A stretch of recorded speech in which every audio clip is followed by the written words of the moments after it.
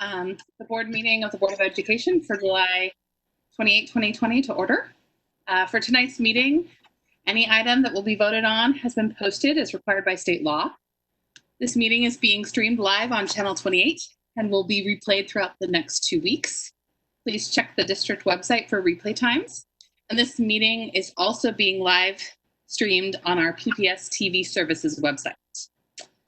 Welcome to our viewing audience. If you are just tuning in, we have just had an update from staff on the plans for fall reentry, and we know how much families are anxious to hear about what school will look like for students next year. So you can check out that meeting also on Channel 28. And tonight, we're very excited because we get to vote on the 2020 bond package and hear an initial update on the 2021 board goals. We're going to begin, however, with the consent agenda. And so members, are there any items that you would like to pull? We will discuss those at the end of the meeting and vote on them then. So are there any items that we need to pull from the consent agenda tonight? Chair Lowry, I have 2 items that we don't need to pull them. Can I just state my questions and they don't even have to be answered tonight? Just put them in the record? That sounds great. Yeah. Okay. Let's go ahead and get the motion on the table, Director Brim-Edwards, and then you can ask those questions. So moved. Sound good? So moved. Second, the consent agenda. So the 2 questions I'd like to have just answer for the record either later in the meeting or put them in the record is on the transportation services to district employees.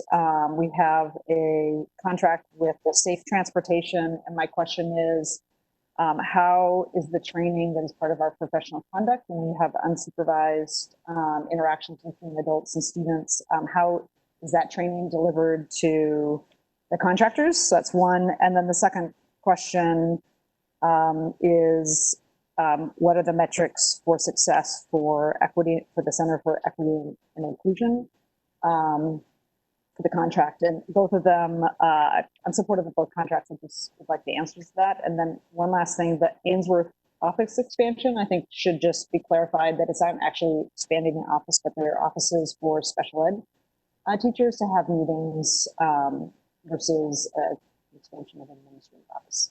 So I'm happy to have the questions answered at the very end or next meeting, whatever works for staff.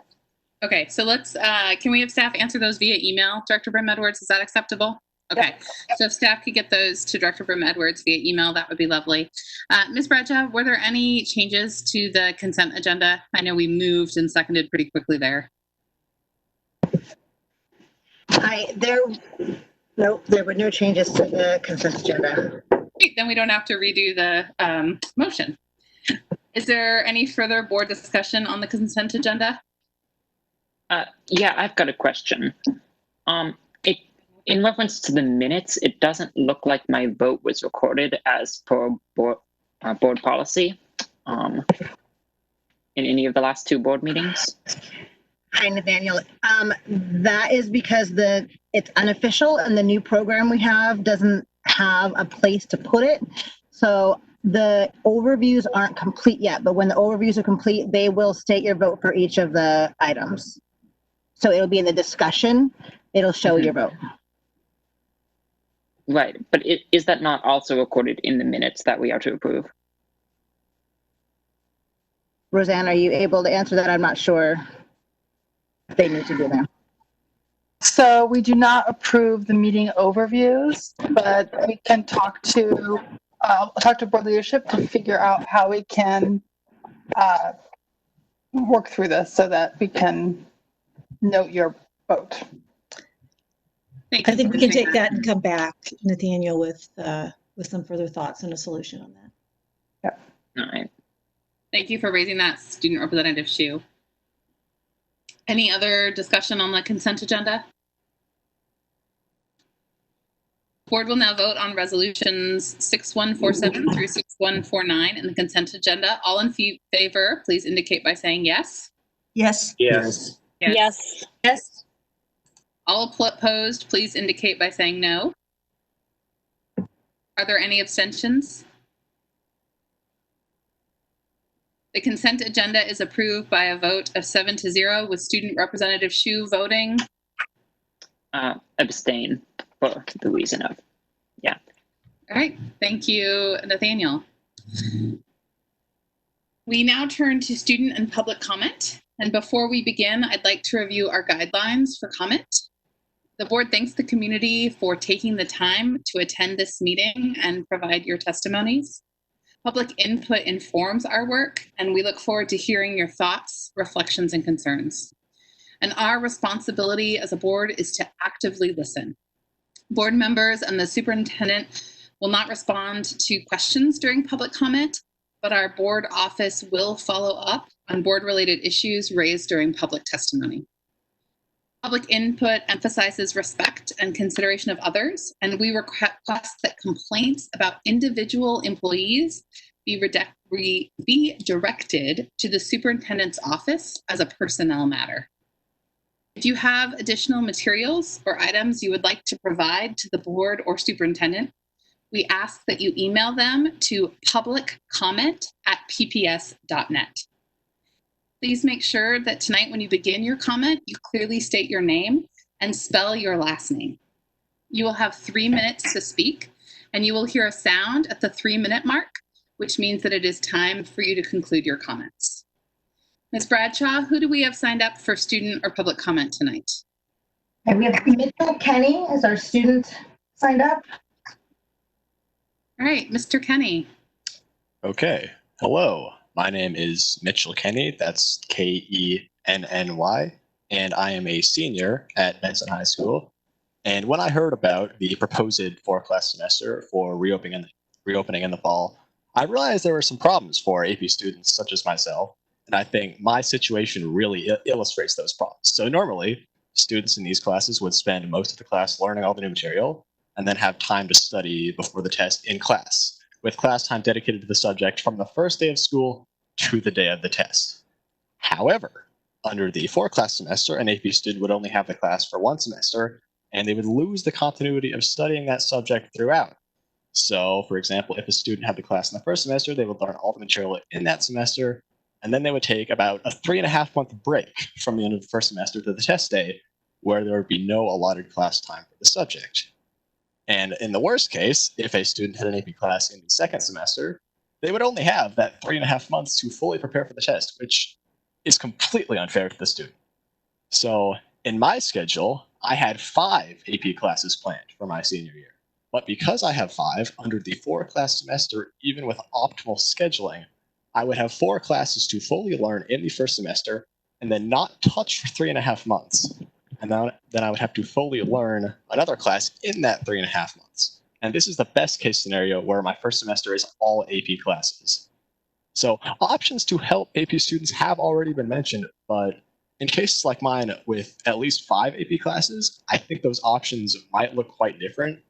The district might ask me to self-study a class or even drop them to fit the schedule at Benson specifically. So in any case, no matter what the district would be asking, I think it's ridiculous. And the problems with AP would be solved by reverting back to the 8-class semester. So I know my situation is an extreme example, but there are hundreds, if not thousands, of other AP students in the district who will face the same problems I will because of the 4-class semester. So I felt the need to come here and speak against it. Thank you. Thank you very much for your testimony tonight. We were just talking about that in the last session. I think you heard part of that as well. Ms. Bradshaw, do we have any other public comment tonight? Yes, Andrew Constantinescu. Hi, my name is Andrew Constantinescu. My last name is spelled Constantinescu.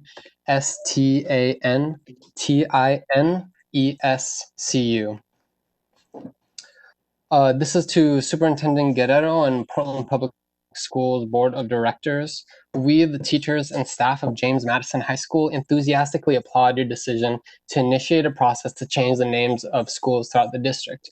We encourage you to stand behind that process and remain committed to naming our schools in ways that our diverse group of students can be proud of. As you know, schools like James Madison High School have been honoring slave owners or leaders who have contributed to the racial injustice that permeates in our country's culture. By now, you hopefully know that James Madison, for example, enslaved over 100 people, and he legalized the racist, dehumanizing, and exploitative institution of slavery by placing it squarely into the heart of our nation's Constitution. This, along with other acts that dehumanized and targeted people of color, is hopefully well known to you by now. Naming our school after him is a very real problem. Therefore, we implore you to place our school on a fast track to this name change process rather than delay for multiple years. We appreciate the importance of deliberation. We wholeheartedly agree that students, alumni, community members, parents, staff, and other stakeholders must be involved in the path to renaming. However, we feel the utmost urgency for multiple reasons. Number one, our school rebuild is on pace to be completed at the end of the 2020-2021 school year. As part of the redesign, the building will be branded with a school name, logo, and a mascot. To best use taxpayer funds in this process, it makes sense to be proactive in renaming the school instead of waiting until the rebuild process is finished. Number two, our students have been engaged in a campaign to rename our school for over a year and a half already. They have researched James Madison, polled the student body, made fact sheets, written school newspaper articles, spoken to community groups, created petitions, engaged with alumni, met with administrators, and even given testimony to the PPS school board. A lot of work has gone into this from our student body, and it only shows that they are committed to making this happen and have been for over a year.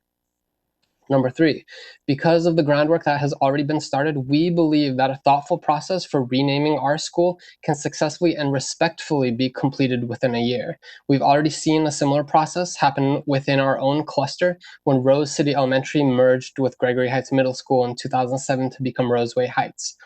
As our school is one of Oregon's most diverse, we call on you to please make our school a part of your case study rather than put our efforts at the back of the line.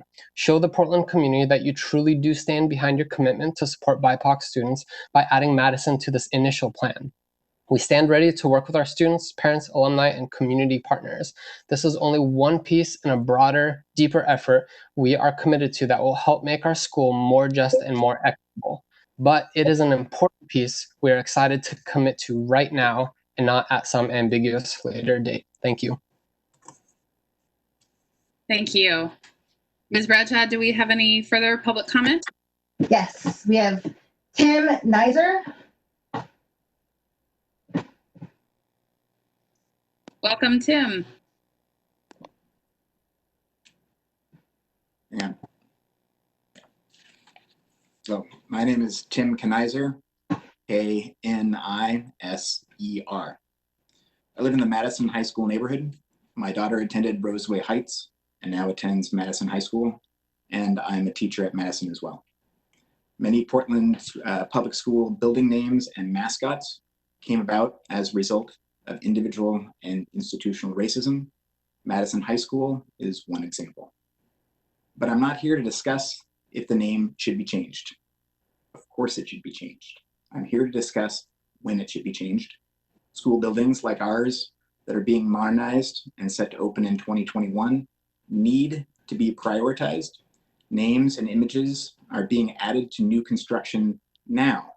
Every month that passes means time, money, and energy spent and wasted on new work and materials, and more time, more energy, more money spent a few months later to replace it. The Madison High School remodel is on an urgent timeline. Renaming it should also be on one too. We can take the simple, concrete step to dismantle institutional racism right now, and we should. Renaming our school cannot become a long and distracting process for our district, because there is so much more that we need to be working on to create a just and equitable education for all of our students. Please insist that a new name is chosen for our school in a timely manner and by the people who are impacted most immediately. Thank you. Thank you. Ms. Bradshaw, do we have further public comment? Amina Ali. Welcome.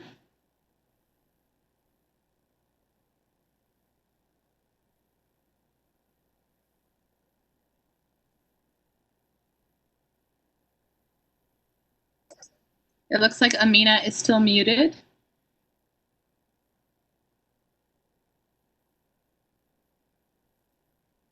Ms. Bradshaw, do you unmute her? Sorry, I am tech challenged. Oh, no, it's totally okay. My name is Amina Ali, and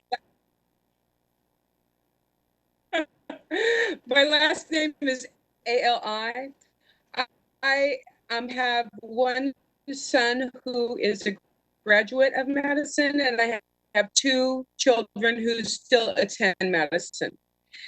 And I really want to start this by thanking the school board and the superintendent for all of the work, all of the craziness that's gone on. I can't even begin to imagine the decisions that are having to be made right now.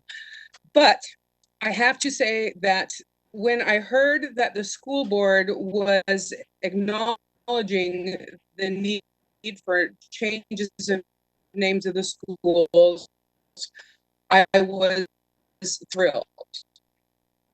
And then when I heard that it would take 3 to 5 years for that change, I was immediately deflated.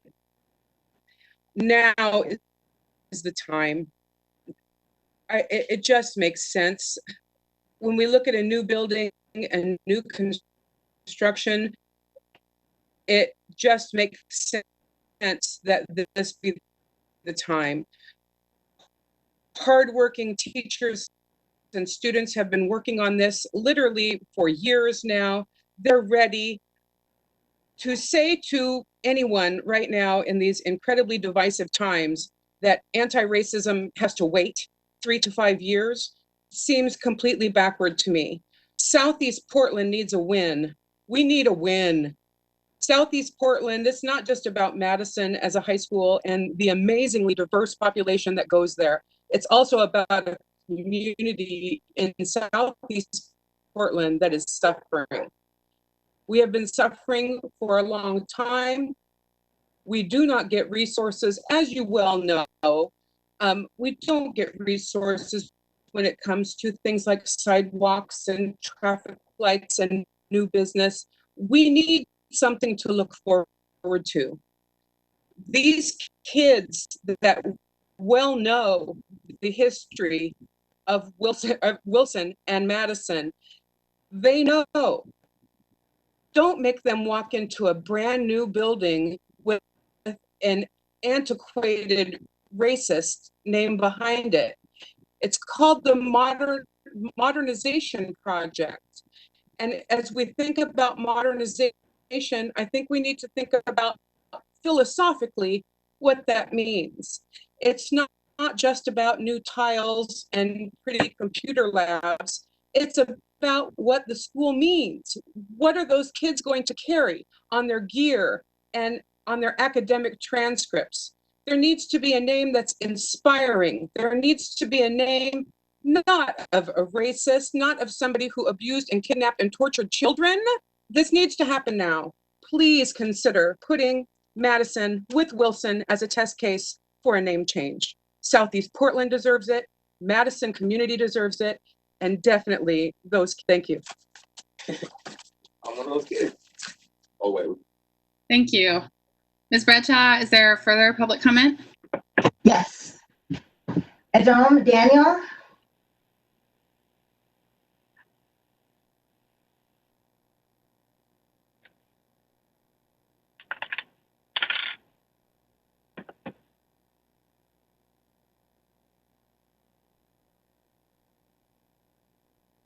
Ms. Bradshaw, I don't see Mr. Daniel on the list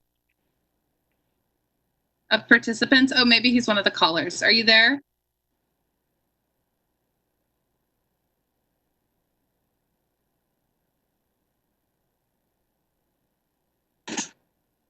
Carrie, can we move on to the next public comment and try to connect with him? Yes. Mia Calloway? Can you hear me? Yes. Okay, great. Actually, Adam Daniel is in the call. I'm not sure why her connection isn't working, but if we can. So sorry. She's called in. Yes, I'm so sorry I misgendered her. We will resolve the tech issue after you are done speaking, if that's okay. Yes, okay, great. I was just making sure she would get her time to speak. Okay, perfect. Hi, everyone. I'm Nia Calloway. That's my last name is spelled Calloway. I'm a campaign lead for Youth Pass with Youth Environmental Justice Alliance and a 2020 Parkrose High School graduate. I'm speaking this evening on behalf of the Get Moving measure, more specifically the $9 million annual investment for all youth in the metro region to receive Youth Pass. As a transit-dependent student with a history of long commutes, I've seen my share of absences and detention. Students without transportation options can miss as many as 11 extra days a year of class. Youth Pass can minimize these absences and help improve academic performance. Having accessible public transit available has proven to decrease chronic school absences issues for students. This measure also expands resources to the many low-income and BIPOC families in the East County, as well as those within Portland Public Districts whose needs are met by Youth Pass. This measure can and will change young lives like mine who are dependent on transit and deserve a safer and more reliable way to get around. Safer meaning cleaner, safer meaning acknowledging the needs of young Black, Indigenous, and youth of color, and safer meaning transit-dependent youth communities are being more funded transit-wise. Companies and corporations like Nike, we know in the past, have come out against the measure due to an employee tax. There may be some people on this board with conflicting perceptions on this measure due to aspects like these, and I urge you as members of the Board of Education to only think in the interests of Portland students and not personal business interests. Programs like Youth Pass help leaders and representatives like yourself tell the youth of Portland that they care about them and their futures. It also, in turn, creates a future of loyal riders choosing public transit over cars, which will alleviate congestion and mitigate climate change. And a free regional Youth Pass creates a universal region-wide benefit available to over 200,000 youth as they become the next wave of public transportation riders, many of them being students. Youth advocates are here in hopes of your full support on the Youth Pass portion of the measure and the numerous other equity wins like safer routes to school and other safe transit benefits expanded to predominantly communities of color, which is a huge need for Portland. Thank you for your time. Thank you. Is Ms. Daniel, are you available to speak at this time?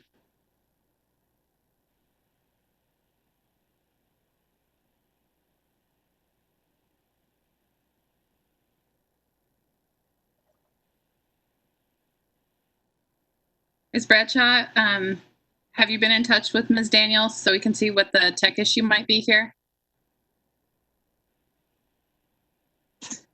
I have not received anything from her. I'm not sure which call-in user should be. Looks like we have call-in user 4. It's the only call-in user we have right now that I can see. I just unmuted them. Hi, Daniel? Yes, you can hear me now? Yes, thank you for your patience with us tonight. Fantastic. Okay.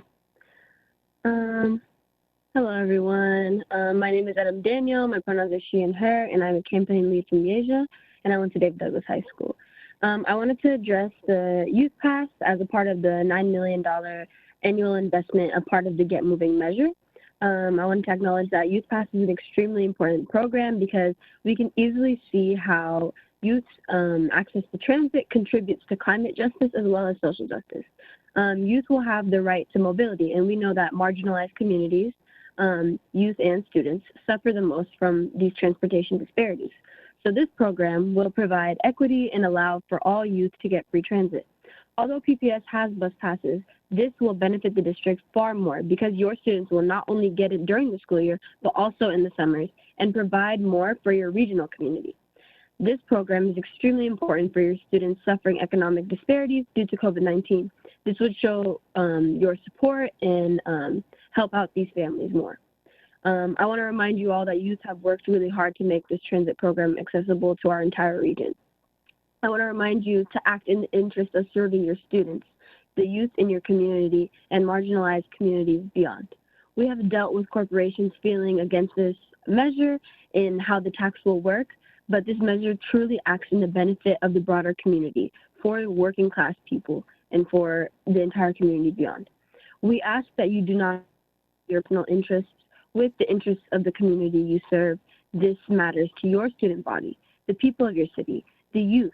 They want your support as PPS for the Youth Pass program on the Get Moving measure, as well as a part of to create safer communities, better routes to schools, and other advances towards achieving equity. As we are in these current times, it is very crucial that you all, as the Portland Public Schools District, take action to achieve this equity. Thank you very much. Thank you. Ms. Bradshaw, do we have any further public comment? One last person signed up for this, Vanda Hunter. Hello, everyone. My name is Vonda Hunter. That is Hunter. My pronouns are she, her. I work for Oregon AFSCME Council 75, and as a coalition partner of YEJA, I am speaking on behalf of Alejandra Gallegos, who cannot be here today but wishes they could. I will now read the testimony that they prepared. My name is Alejandra Gallegos. That last name is Gallegos. My pronouns are they, them. I am the Youth Environmental Justice Alliance organizer at OPAL. I am here today to give you all an update on some very exciting news outside of all the quarantine and federal messes popping up. On July 16th, we were able to get the entire Metro Council to unanimously pass the Get Moving transportation measure that would include a $9 million annual investment in Youth Pass. This investment in Youth Pass will provide all youth 18 and under in the entire metro region year-round, regardless of income and school enrollment status, to have access to this amazing program that PPS already partially enjoys. This is over 20 years of work led by Black and Brown youth, predominantly women, insisting there should be no barriers in being able to get to and from school. This is a huge deal for Portland. Removing a barrier as simple as transportation has been proven to mitigate dropout rates and improve graduation rates in cities where transit is free for students, and we all know Oregon needs it. You all have the opportunity right now to correct Portland's intentionally racist history by supporting working class and BIPOC youth today and fully supporting the Youth Path portion of this measure going forward. This measure also includes multiple other equity solutions, such as safe routes to school, better and safer buses, and corridor improvements in historically underinvested in communities of color. We urge you today to place the needs of students over that of personal business interests. Thank you. Thank you, and thanks to all of those who gave comment. And if you have something specific that you want to follow up with the board or board office, please connect with our board manager, Roseanne Powell. Nathaniel, would you like to provide us with your report this evening? Yes, I would. Thank you. All right, so this is my first report as student representative, which is both very exciting and daunting. I hope you all will be able to forgive me for any slip-ups herein. So let's begin. As it's summer, it's difficult to report on student affairs overall, so I will mostly be focusing on the District Student Council, the DSC, for this report. I would also like to thank the DSC for their instrumental role in planning this report. I am most grateful for your help. And I would like to note that while the DSC was very much involved, they do not necessarily endorse everything that's about to come out of my mouth. So, moving right along, we have committees. We are working to appoint at least one DSC representative from each one DSC representative to each board committee and advisory group. At the moment, we as a council have a representative from approximately half of district high schools. Hopefully, as we add more reps this fall, we can ensure that each rep gets a committee and each committee gets a rep. And quick plug, if there are any high school students watching who are interested in joining the DSC, particularly from alternative schools and from larger schools, such as Franklin and Lincoln, please feel free to get in touch with me. It's nshue@pps.net. Now, DSC and student representative policy. As many of you know, we are currently at the beginning of the process to amend 1.20.012p, which is the student representative and DSC governing policy. We are planning to map out and subsequently implement a community engagement strategy in the near future, and we tentatively plan to send the policy to the policy committee at some point in fall. Of course, all of that is subject to change based on the highly volatile environment in which we currently find ourselves. Originally I had planned to include a section on reopening. I was going to discuss the need for greater clarity surrounding the district's reopening plan. I no longer feel that is necessary given the recent guidance from the governor and our discussion. It now seems pretty clear what we're going to be doing in fall, which leaves me with one final topic. Well, this wouldn't ordinarily be within the purview of this report. We as a council have decided that we cannot fail to mention an issue of this magnitude. We would like to signal our support to the protesters, to all, and particularly the students who have been involved in the who have been involved in the Black Lives Matter protests, and for that matter, movement more generally. We thank you for your activism and your bravery. We would also like to condemn the federal response to the protests in our city, the likes of which are uncalled for and have no place in a democratic republic. And that concludes my first student representative report. Thank you. That deserves a round of applause from your board colleagues for getting through your first one with such weight and clarity of the values of our district. So thank you, Representative Hsu. But also for bringing up a topic that adults are just uncomfortable with. So I really appreciate your showing up that way. Thank you. I know we all look forward to continuing working with you through this next school year. Superintendent Guerrero, you get to follow that. So good luck. I was just going to say that for our student representative's first report, he's making it a hard act to follow, but I'll do my best. I'll just repeat what he said. If I slip up, please forgive me. So good evening, directors, chair, to those watching the live stream or joining us here live. Thank you for being here this evening. I'm just going to touch on a few topics. One, because we talked about it earlier, and for the larger public's benefit. If we go to the next slide, I want to start the evening by looking back to some of the themes we covered earlier in the work session that we just wrapped up prior to beginning this meeting. Folks probably mentioned or noticed that earlier today we made an announcement to families and staff that we will begin the upcoming school year online. We made this determination after reviewing the best available guidance from health officials and following today's announcement by Governor Brown regarding new health metrics and standards that we should consider when opening schools. I also want to recognize and realize that for families, this news might provide some assurance they were looking for, but it also likely presents challenges to many others. So as we're nearing the end of the summer, I said this earlier, I think we all hope to be in a different reality with this pandemic. And for those of us in public ed, we always prefer to have our students face-to-face, engaged in classroom-based learning, but under the current conditions, it just would be unsafe to have significant numbers of students and adults back on campus at this time.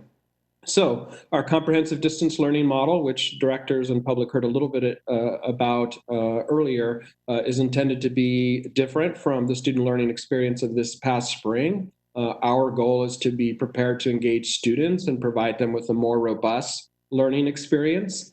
Students will be observing a regular weekly schedule. There will be regular interaction with teachers. Grades will be taken as well as attendance. So although this will be a more atypical or unusual start to the school year, we are working and collaborating with our school leaders and educators to really sort of create a new kind of opportunity and also establish support structures that better ensure Black, Native, and students of color have access to culturally specific supports. This includes continued and strengthened partnership with culturally specific community-based partners, continuing to braid our racial equity and social justice strategies into our instructional core, and developing supports that begin to address mental health impacts of these times. I want to thank parents who lent their voice to a couple of recent focus groups about what would be helpful in supporting them as we contemplate the new school year. I want to invite families and the broader public to stay on top of our posting information. We'll be doing that on a regular basis at pps.net fall 2020. So please stay in tune on our homepage. We're also going to be reaching out to families through other means. So these are tough times. We're going to do our best to rise to them. I will continue to count on our educators and staff to be creative and compassionate as we serve our critically important mission. So I know that the next update will dive into much more detail about the specific experience that our students and teachers will have. Next slide. We committed to our directors. We want to recognize this also was an unusual budget development season this past spring. There's a little bit of movement in this area, and we just want to call it out here. We know that our resource planning would be different from most years, and information from the state is also going to be iterating. So we're waiting for the next state budget forecast. We're beginning to hear a few things from the Ways and Means co-chair's revenue proposal. First of all, there's a possibility that the student investment account funding will actually be cut by 2/3. Earlier forecasts showed that funding would be cut by 1/3 pre-COVID. So we're paying close attention to that. On the good news side, we understand that Measure 98 funding just might be fully funded for the coming year.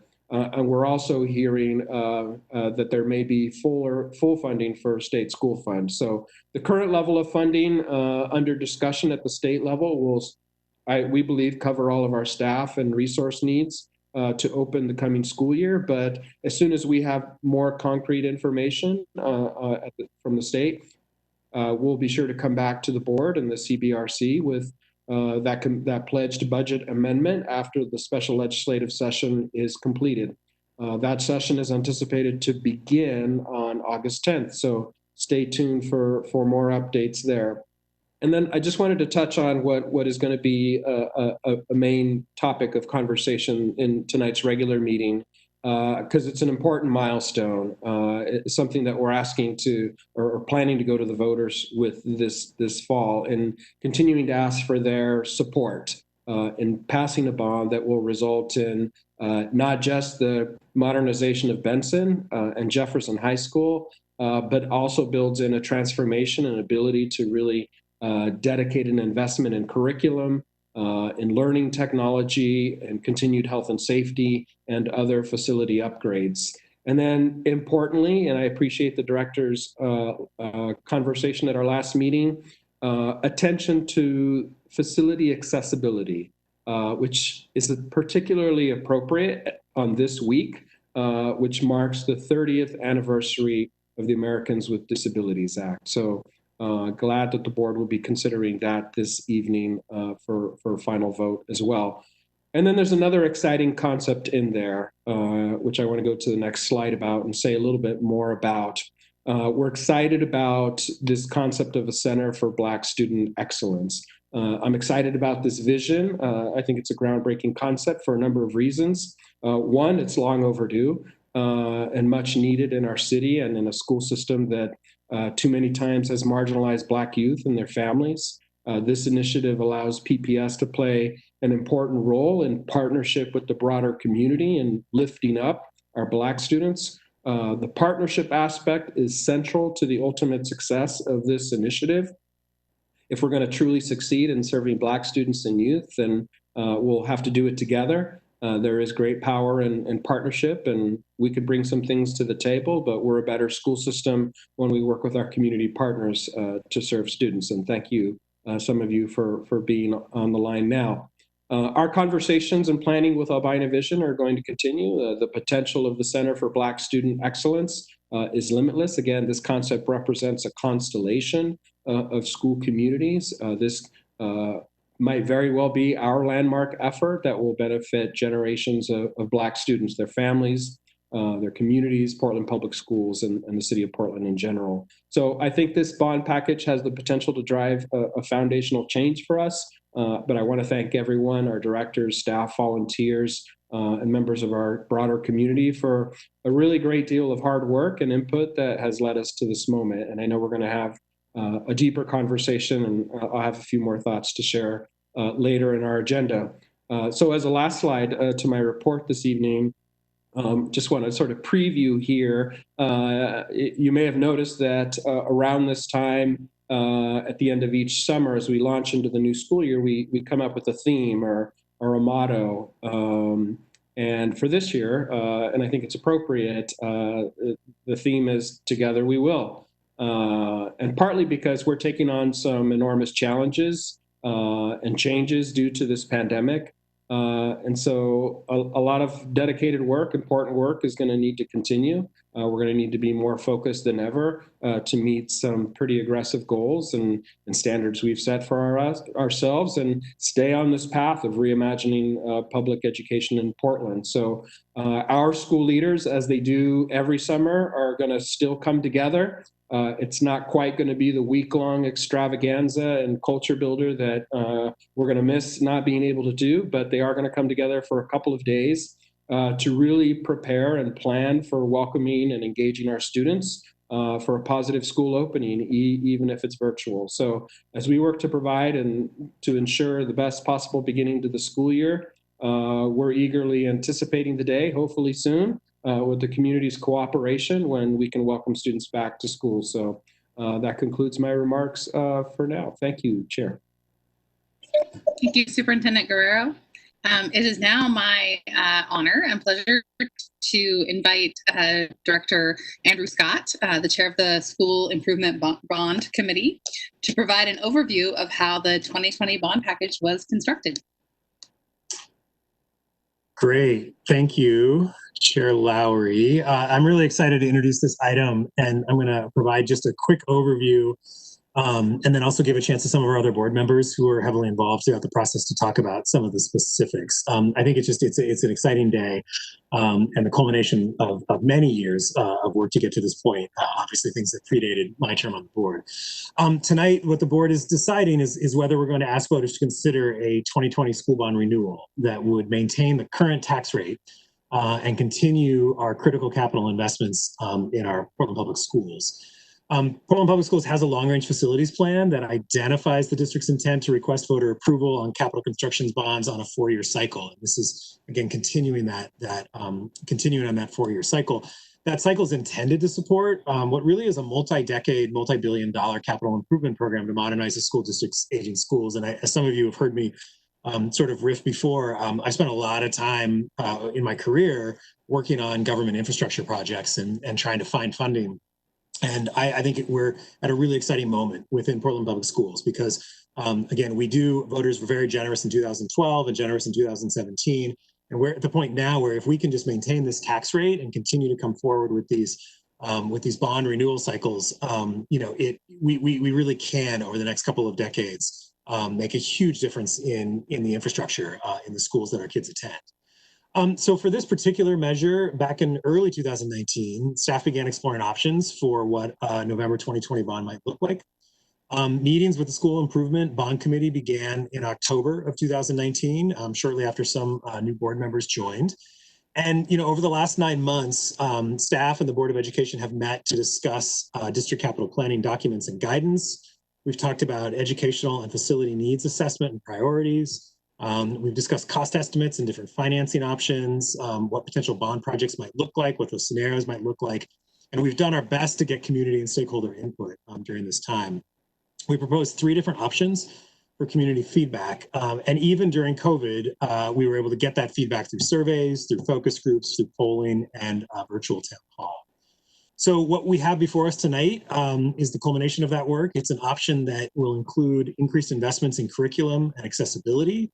It includes funding to modernize Jefferson High School, which I think most of us would agree, all of us would agree is long overdue. It includes funding for planning, design, and pre-construction for the other two comprehensive high schools, Cleveland and Wilson, which will be the two remaining high schools if this bond package goes forward and passes, and really make some significant progress so that we can come back in 2024 and finish those high schools off, as I think we've promised the voters we would do. And it also includes a focused investment in realizing a community vision for a Center for Black Student Excellence, which, as the superintendent and others have talked about and we'll talk about tonight, is an incredibly exciting vision and something I think is really important at this time. So in my view, this is a package that's really well balanced. It's aligned with the district's racial equity and social justice policy. And I think most importantly, every student in the district is going to benefit from the investments that we're making in technology, in updated textbooks, in the culturally relevant curriculum, and increased building accessibility for students, staff, and families. So that's a high-level overview. I do want to turn it over to some of our other directors to talk a little bit more about some of the specifics. Director Constam, she also served on the School Improvement Bond Committee and of course chaired the school board over this last year. And I was going to ask if you could please speak to the education, health, safety, and accessibility investments in the bond package. Sure, I'm happy to. One other comment I want to make, which you touched on a little bit, is that I want to commend our staff for the public engagement process in the development of this bond package. I think we never could have imagined 5 months ago doing this without the ability to get together in our school gyms and cafeterias and really hear from the community about what they want to see.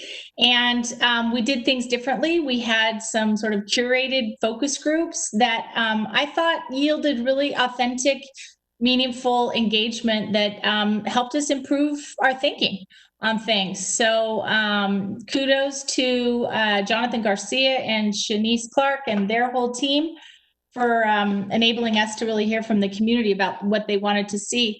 Andrew, I think you went through things fairly clearly, but I'll speak to the first couple of elements that we see in this package. And these really came forward from the superintendent as he looked at his vision for transformation for this district, and specifically, how are we going to move student achievement? And as a board, we've settled on 4 achievement-oriented goals. And so the superintendent's marching orders were, okay, if this is what my board is going to hold my team accountable for, then I need the tools to get there. And so the first part of this package is to invest in curriculum materials. And that means, some traditional materials like books, but it also means access to online materials and all kinds of things. So I think this is a very thoughtful contribution. It's not something that we have included in our capital bonds before, but given that this district is 20 plus years behind in curriculum adoption for virtually every subject and every grade level, it's sorely needed. And with the voters' blessing, once we adopt these new curriculums, then we can be on a more traditional curriculum adoption cycle that other school districts are on to refresh materials, but we've got to make up for lost time. And another piece of that too is to really have the 21st century curriculum that our students are clamoring for and that they deserve. So this means ethnic studies curriculum that is integrated into, all content areas and all grades, not just as a standalone elective class or something that may be a pet project as a particular teacher. We know that's not what we want for our students. We want a fully integrated ethnic studies curriculum. So we have $53.4 million that makes up that request for curriculum. We also have $128.2 million piece in this bond for technology. And again, this is an area where our district has been sorely behind in making necessary infrastructure investments. So not only are some of our internal hardware antiquated to the point of near failure. But this also includes being able to purchase new devices and new teaching tools for all of our teachers. So that is, again, a long overdue proposed investment, and will really bring this district into the 21st century. Next area that we have is in terms of flexible special education supports, $13.4 million. And, I want to call out that I think in each of the categories here, there's been a great deal of consideration given to our commitment to differentiated instruction. So all means all. And so with our curriculum materials, with our technology, those are intended to and will serve all of our students, even in the technology ask.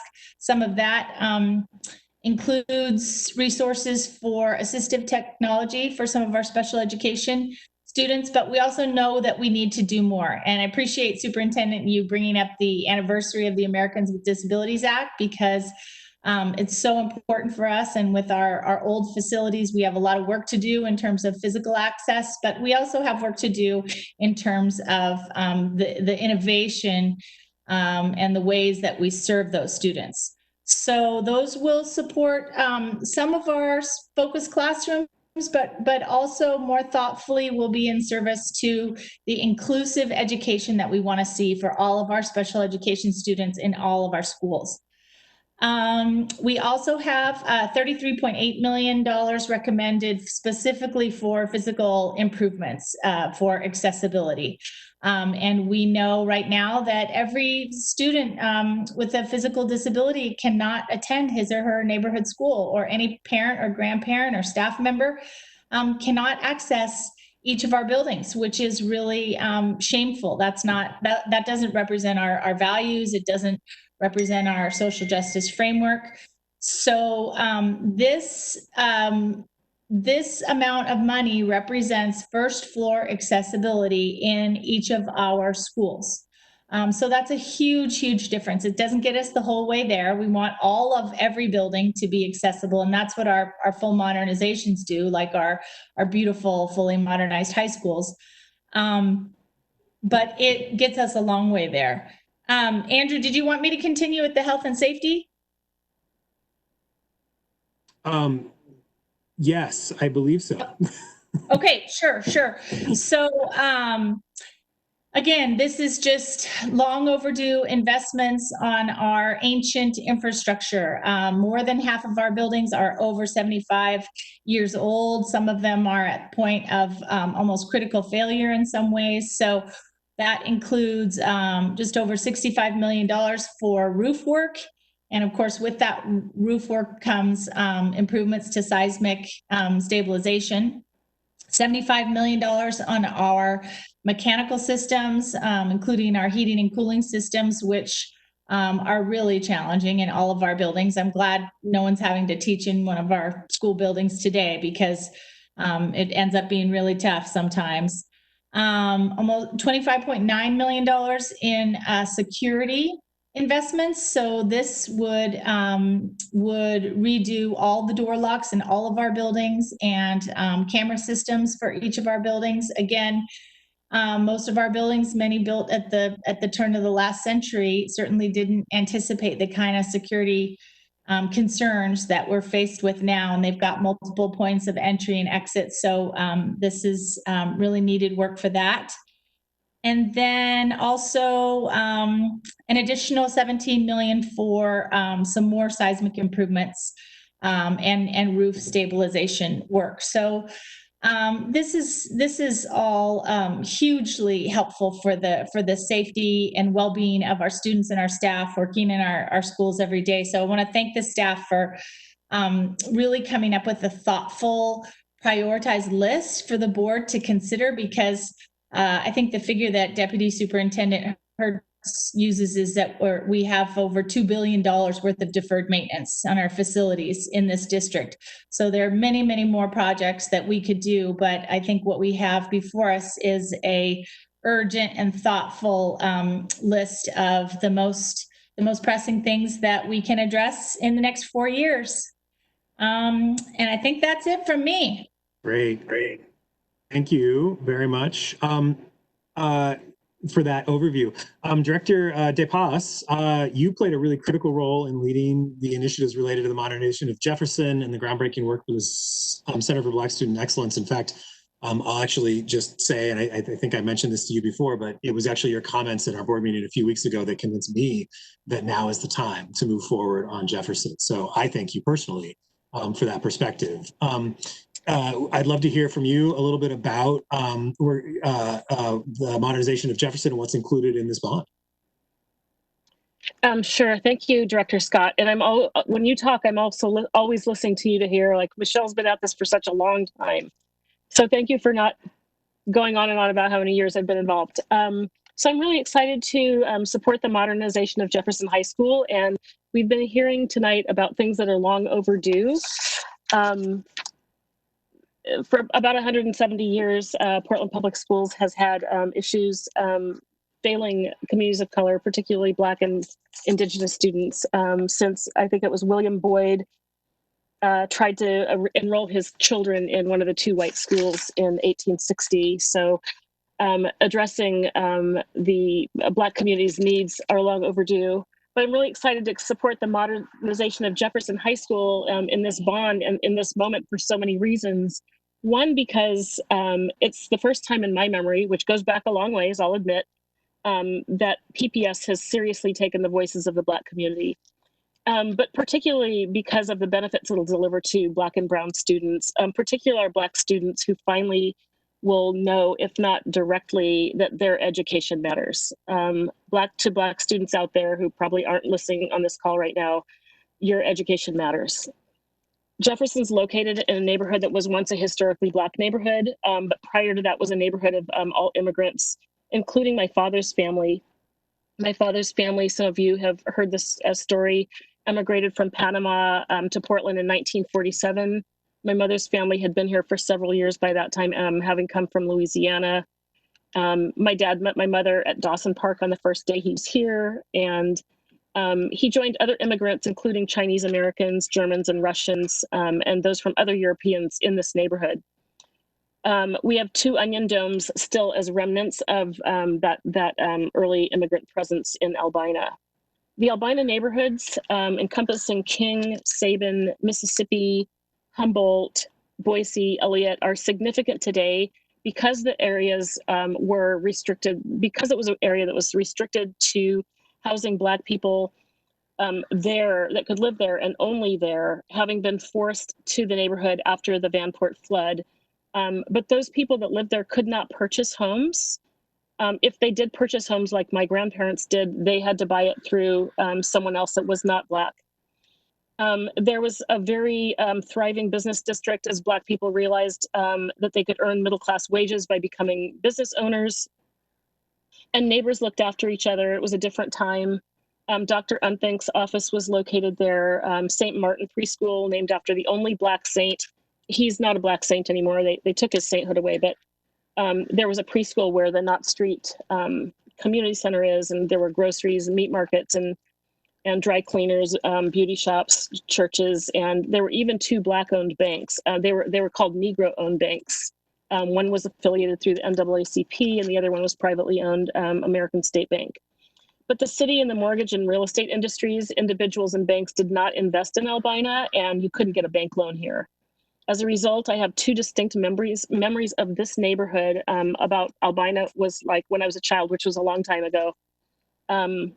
One is bustling and thriving and doing all of our business on foot, and the other was a burned out shell of its former self with addiction and just incredible disinvestment.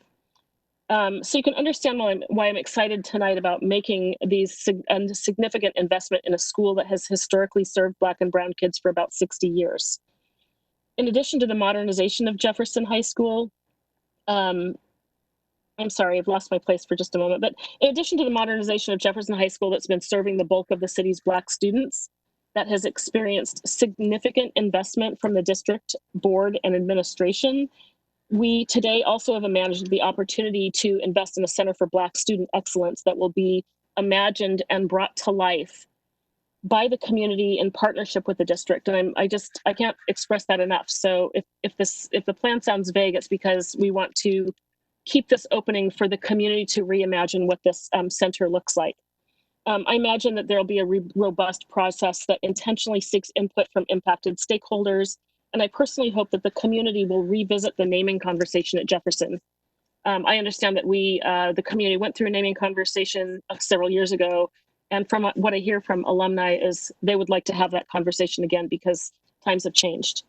So shiny new building aside, I'm excited to realize, acknowledge, love, cherish, and value the excellence that's the Black community today. To demonstrate our shared vision and values through this investment, to show kids we care, we are listening, and we have big hopes for them, for our community's children. We are a resilient bunch, having survived many, many generations of disinvestment and navigating systems that were not designed for us to achieve excellence, and yet many of us have. We've survived. So I can't wait to witness the kids that we're investing in today as they cross that stage with their diplomas in hand, headed to the future that we help them to achieve. I think I failed to mention the dollar figure, and please correct me, Dan Jung, if I'm wrong. Represents a $365 million investment. That's $305 million for the modernization of Jefferson and about $60 million for the Center for Black Student Success. Thank you, Director DePass. That was really important history and powerful words in this moment. So thank you for sharing. I think it's a really, really exciting, from my perspective, the most exciting part of this bond. Vice Chair Bailey, who was also served on the School Improvement Bond Committee over this last year, you also participated in the Benson Design Advisory Group from Benson and engaged with the multiple pathways to graduation work. Can you provide a quick overview of what's in this package for that project? Well, Director DePass, that's a tough act to follow. But I am, we considered a number of options over the last couple of months in terms of how to structure this bond. But one piece of the bond that was in every one of those options was rebuilding Benson and building a new building for our multiple pathways to graduation programs. So I have been sitting in on those meetings for Benson. Director Brim Edwards has been representing us in the discussions for the, MPG, not miles per gallon, multiple pathways to graduation building. And they're a real contrast. Benson is rebuilding a historic building, which is a real challenge. While the MPG building is brand new, but it was also challenging because of the variety of programs there and trying to build something that worked for everybody and had some synergy as well. So it's been a privilege for both of us to sit on those. And again, one of the real areas that this district has made strides in over the last couple of years is moving towards a true system of career and technical education programs in all of our high schools. But of course, Benson is the flagship for that, and having a modern Benson will help us even more deliver state-of-the-art career and technical education programs for our students in partnership with businesses and unions across the city. So I'm really excited about that. When it comes to the multiple pathways to graduation program, one, I have to again thank students from programs like Alliance and PISA for giving us a swift kick a couple of years ago and saying, what about us? And that really gave us the impetus to move ahead and to prioritize building that building. So programs that some of the MPG programs will be in Benson, some will be in the new building, but they'll all have modern facilities. Just very excited about that. So again, that includes Alliance, which is currently split between Alliance at Meek and Alliance at Benson. I'm wearing my Reconnect t-shirt here because the Reconnect program that goes after students that our high schools have lost track of, to haul them back in and help them get that diploma, will be housed there. There'll be a teen parent center there. Our DART program that works with the students in long-term treatment will be there as well. The PISA program, which works with new immigrant students. And I hope I'm not leaving anybody out. Apologies if I am, but some really important programs. Again, we'll get some great facilities going forward. Great. Thank you very much, Vice Chair Bailey. Director Moore, there are 3 high schools I mentioned briefly in this bond that are going to benefit from a significant advancement in terms of their construction or design. Could you share a little bit the Cleveland, Wilson, and Roosevelt design and implementation plans? Thank you. I want to give a little bit of history, not nearly as much as Director DePass, but I think it's worth remembering how all of this started. In 2012, the Portland community voted for a bond, which was the first bond for new construction in Portland Public Schools since 1995. And this is my cat who says hello. And in 2012, it was coming on the heels of the Long Range Facilities Planning Committee that outlined a 30-year plan to modernize all of the schools in Portland's 82 school portfolio. For the 2012 bond, the focus of that bond and the initial focus for the modernization work was determined to be high schools. A lot of reasons went into it, was partially a product of the time, but starting with the 2012 bond, Portland Public Schools has been modernizing its entire high school portfolio piece by piece. And with this bond, we're going to be tackling Jefferson High School. And then we're also going to be providing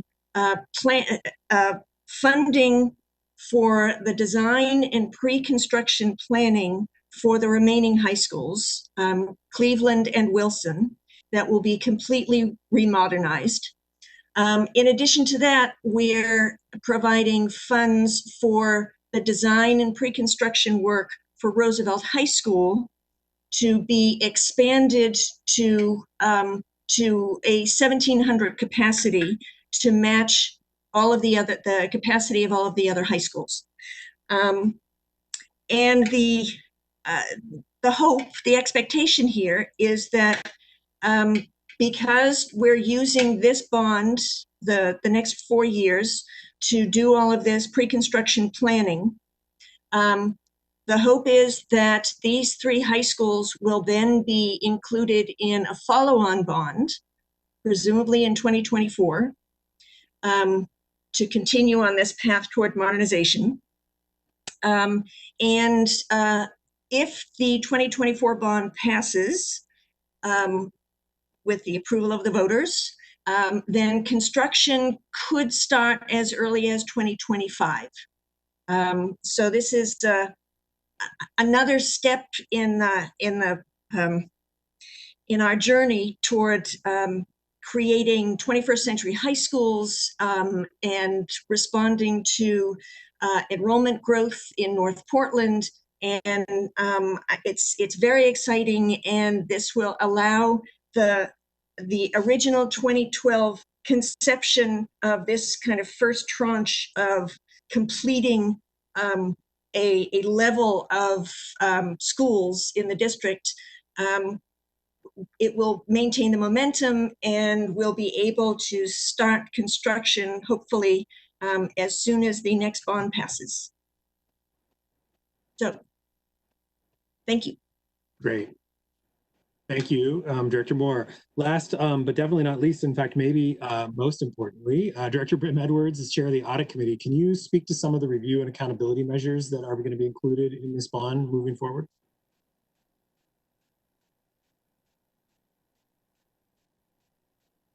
I think you're muted, Director Brim Edwards.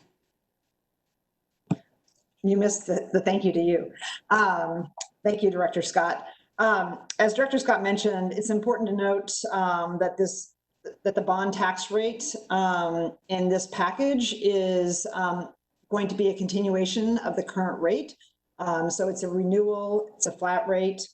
It'll likely be the only bond or levy on the Portland ballot this fall that will not be an increase or a new tax. So really important for voters to know that this is a renewal. It's also important that we demonstrate to taxpayers that we're good stewards of the dollars, the capital dollars they give us, just as we are with the operating dollars that we receive. So what will that stewardship look like? First, we'll continue to have an independent external bond performance auditor, SEC, reviewing the bond expenditures as they currently do for the 2017 bond. Those audits are presented and will be presented to the External Bond Accountability Committee and to the PPS Audit Committee.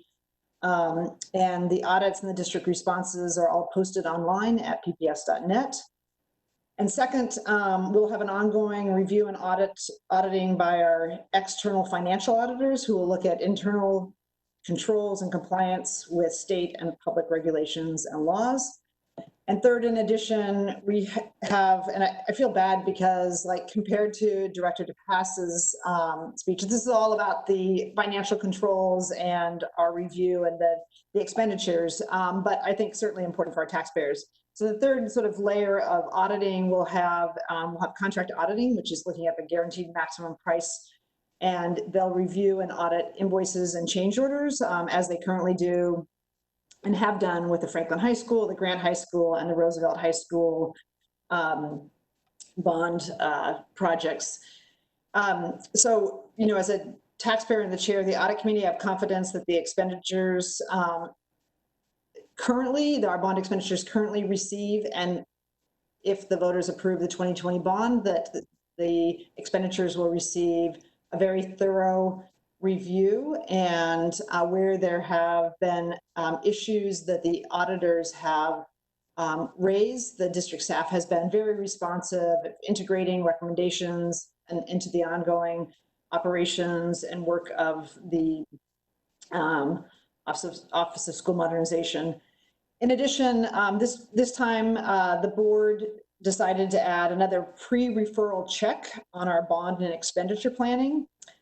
So the Bond Accountability Committee, which is made up of community members with professional expertise, they currently advise the staff and the board on the bond. And this, in addition to staff review and board review, this external group of community experts who volunteer their times, also we asked if we could add another responsibility to their current charter. So last October, we amended the charter to add, we asked first, but to add onto their list of responsibilities to review future district bond planning, including cost estimating processes and risk management strategies.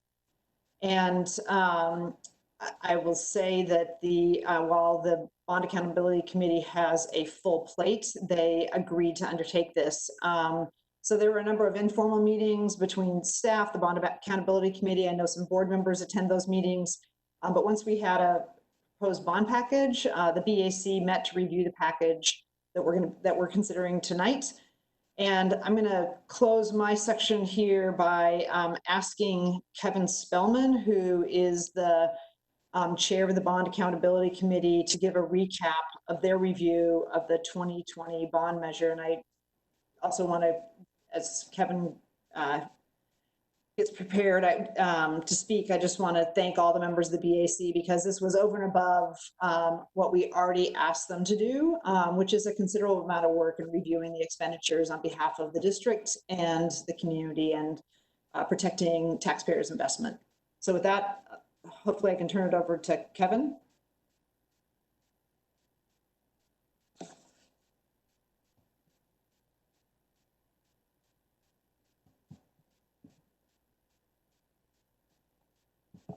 Chair Lowry, is he on? I can see Mr. Spellman, and I see that he is still muted. Oh, there we go. There you are, Mr. Spellman. All right. Thank you, Director Brim Edwards. Indeed, when you changed our charter last October, another way of putting it, I think, was to have us kind of take a look at staff's work and ensure that the amount of money being asked from the voters on any future bond was consistent with the scope that was being promised. So that's the charge we took on. We met with staff, I think a total of 6 or 7 times, but most of the work was done as the scope of the proposed program became clearer in the last 4 or 5 weeks. And I know several of you board members sat in on some or all of those. The process we used was we looked at every piece of the proposed program and explored how staff had calculated the associated costs. And I think it's important to note that this is not necessarily always a science. Sometimes it's an art. And some aspects of the work are clearly more well-defined than others. And really, that's where we tried to bring our technical expertise and ensure that staff had brought data in support of their costing techniques. And those where the scope was still rather undefined, we tended to explore their use of professional judgment. We asked questions, we made suggestions, we asked in some areas for a rethink, and then we reviewed the district's responses to all of those. And I have to really compliment the staff on how they handled this process, because I'm sure some of our comments were not necessarily always made totally artfully, but they were nimble and professional, even though they're working under extraordinary time pressures with furloughs, et cetera, not to mention COVID, et cetera.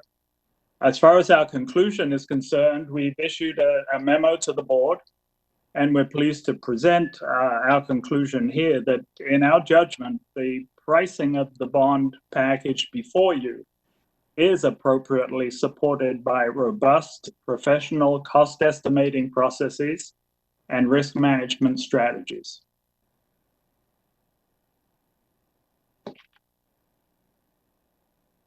Great.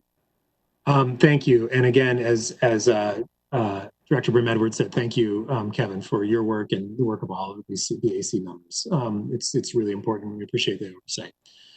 Chair Lowry, I'm going to turn it back over to you for the rest of this item. Excellent. Thank you, Director Scott. We have some public comments and testimony on the bond, and each person will have 3 minutes to share your thoughts. And we'll begin with Kathy Reynolds, who's going to speak with us about MPG. Good evening. Can you hear me? Good evening, Yes, we Superintendent, can. school board members. Good. My name is Kathy Reynolds, R-E-Y-N-O-L-D-S, pronouns she, her, and I appreciate being able to provide testimony regarding the multiple pathways building as a central element of the upcoming bond measure. As a parent of a multiple pathways student and as a member of their DAG, it's been my pleasure to be part of the process and to bring to you what MPG does and some of the many benefits that the new facility will create for the students who have long been served, frankly underserved, in substandard facilities. Multiple Pathways serves majority students of color, Black, Native American, Latinx from 6 weeks of age to age 21, enrolled in schools as well as district-wide programs. Everyone in MPG works tirelessly to create an education system that works for all students to make every student feel welcome, wanted, and worthy. This is what this new building will convey to our students and our families, that they are worthy and that we as a district value and are making space to center their experience and their membership in PPS. Over 1,000 families will be served each year in Reconnection Outreach Services. Alliance High School students will come together from both the Meek and Benson campuses. Dark Clinton School, whose students and teachers work with 3 community and mental health partners, will bring those students together in their day treatment programs. Teen Parent Services will have a childcare facility to serve MPG and Benson High School infants and toddlers. In the DAG, we have been really intentional in our thinking about how the facility can reinforce multiple pathways values, social-emotional wellness, and have a deep menu of academic programming for the students. We have brought trauma-informed design to the center of our discussion. What the MPG building will provide includes a welcoming space that is warm and inviting for all families, specifically for racially diverse communities. We want the entrance to be that of a living room experience. We want them to be welcome and belong. It's a facility designed for people with various needs. We've heard about ADA, wheelchairs, strollers, varying levels of anxiety, and that provides private confidential offices for mental health, counseling support, IEP testing. I mentioned bringing together the Alliance High School campuses so we can share those valuable resources, space, equipment, staff. We're going to have automotive, manufacturing, digital media, natural resources, culinary CTE strands. And Dart Clinton students will have access to CTE in their building for the first time ever.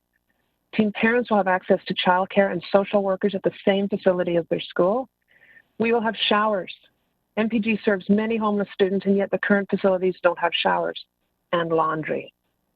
We will have food pantry services for our students and families who need them. We will have a gym, not just to meet our basic PE requirements. Our students need movement, yes, but it will also allow for school assemblies, guest speakers, cultural celebrations. Our staff and leadership and families speak about how this building represents a larger cultural community bringing families together. We're so often displaced. So the work that we are doing is inspiring. We know creating a welcoming space helps increase enrollment, attendance, and graduation, as reflected in Alliance's class of 2020, who right now has 132 graduates. Having the MPG building in the bond is the right thing to do, and we know it will raise student achievement. Funding the completion of the building in this bond package is in complete alignment with the PPS strategic plan. Thank you.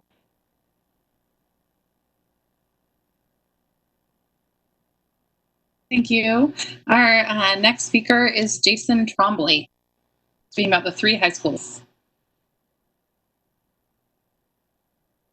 Good evening. Can everyone hear and see me? Yes. Perfect. Good evening, Chair Lowry, Student Representative Shu, members of the board, and Superintendent Guerrero. Good evening. For the record, my name is Jason Trombley, spelled Trombley. I am both a PPS alum and an active volunteer in PPS. Recently, the co-chair of district committees addressing enrollment and school boundaries, a public advocate for the 2017 bond, and recent co-chair of the Lincoln High School DAG. I'm pleased to be here before you to speak in favor of the 2020 bond proposal that is up for consideration this evening and the opportunities that lay ahead. At a systemic level, it takes us a large step closer towards completing the modernization of our entire high school system portfolio. By investing resources now, this investment provides the Wilson High School community plenty of time for generations of the community to come together and design what this campus will reflect and stand for when construction is complete. This bond gives the community time to work through a series of significant set of questions that are connected. The name of the new school, how the new design will reflect and incorporate the next chapter of the school community, and where do and how all students will engage in learning during construction. For the Cleveland High School community, this investment in planning resources now helps provide stability for this community. It gives their new principal time, who recently worked through the early design and planning process at Lincoln, to engage with the community early and learn from the observations at the Lincoln campus and work through the Cleveland campus's complexity. For the Roosevelt community, this investment is another step forward to bring their facility to parity with other modernized campuses. But at a long-term level, this work provides an important investment for future work, as seen in the proposed educational and accessibility investment section of this bond package. Among the investments here, I'd like to note my support for the middle school redesign section. This investment package is an important move because it allows the district to both codify and fund what the programs will be for students in lower grades and the supports needed to ensure that all students can access these programs. This investment is essential. In sum, this bond accomplishes 2 significant goals. 1, it moves us forward towards completing efforts to modernize our high school portfolio. And 2, it provides the district time and resources to continue its work to design and invest in curriculum and services for students in grades K through 8. This allows future bonds to be crafted to ensure that the modernization projects included are designed to help implement the programs we envision with our students. This bond is the right step to take, especially in this moment in time. And with that, thank you for the opportunity to testify about the 2020 bond proposal before you all this evening. Thank you, Jason. Our next public testimony is from, Lakeitha Elliott. Please correct the pronunciation of your first name. She's going to be speaking about the Jefferson and the Center for Black Excellence. Yes. So yes, Lakeitha Elliott, you have it correct. So good evening, board members. My name is Lakeitha Elliott, last name Elliott. And before I talk about the proposal, I just want to tell you a little bit about who I am. I'm a proud third generation alumni of Jefferson High School, the best high school in PPS. My grandfather attended Jefferson in the 50s. My grandfather led the school to its first state championship in basketball. My parents met at Jefferson High School in the 70s, and I actually attended Jefferson for preschool and came back for high school. I'm the proud parent of a fourth generation alumni. My son graduated from Jeff in 2015, and I currently have a niece attending who's carrying on the family tradition. Additionally, at various times, I've served as a secretary, vice president, and president of the Jefferson PTSA, and have been here in front of the school board on many occasions to advocate for Jefferson High School. I tell you those things to give you a sense of how deep my love is for the School of Champions. I also want you to know that I've served on various PPS committees. Jason Trombley, who just heard from, we have a running joke about who served on the most committees. And we kind of had a joke about this is our first one via video. But I served on the high school design committee and also on the long range facilities committee with Director Bailey. And at the time, it was initially suggested that Jefferson be the first school on the list for upgrade or modernization. And that option was taken off the table because at the time the school was starting the middle college. And there were concerns about if it made sense to, to do a redesign and disrupt students during, during that start of that new program. But I agreed to that decision with the understanding that Jeff will be on the next bond and was disappointed that it was not. It's time now to ensure that the school is modernized. Much of the school still looks the same as it did when my grandfather attended in the 50s. I also want you to know a little bit about my story. So I grew up within blocks of Jefferson High School and attended Humboldt and Tubman schools. In the 80s, my parents became addicted to drugs, and myself and my four siblings ended up being raised by my grandmother. My siblings were some of the first SEI students. I participated in Urban League of Portland programs. My sister attended the alternative school at the Urban League of Portland. We sometimes accessed the Saturday school program that was organized by our community. When I was a student at Humboldt, there were teachers and other adults who had grown up in the neighborhood with my parents and who knew and understood my situation and were able to provide a level of love and care that helped me thrive despite my situation. I often tell people that even though my parents were away in their addictions, I grew up in a community that cared for me, and I never felt like I was lacking the support I needed to succeed. In a way, I grew up in a center for Black excellence. There are people like myself and Rakai Adams, a leader with Albina Vision, and Nikenge Harmon Johnson, the director of the Urban League of Portland, who grew up in that same community. What you see in our continued engagement and service to our community is a direct result of the kind of community we grew up in and what it looks like when a community invests in their children.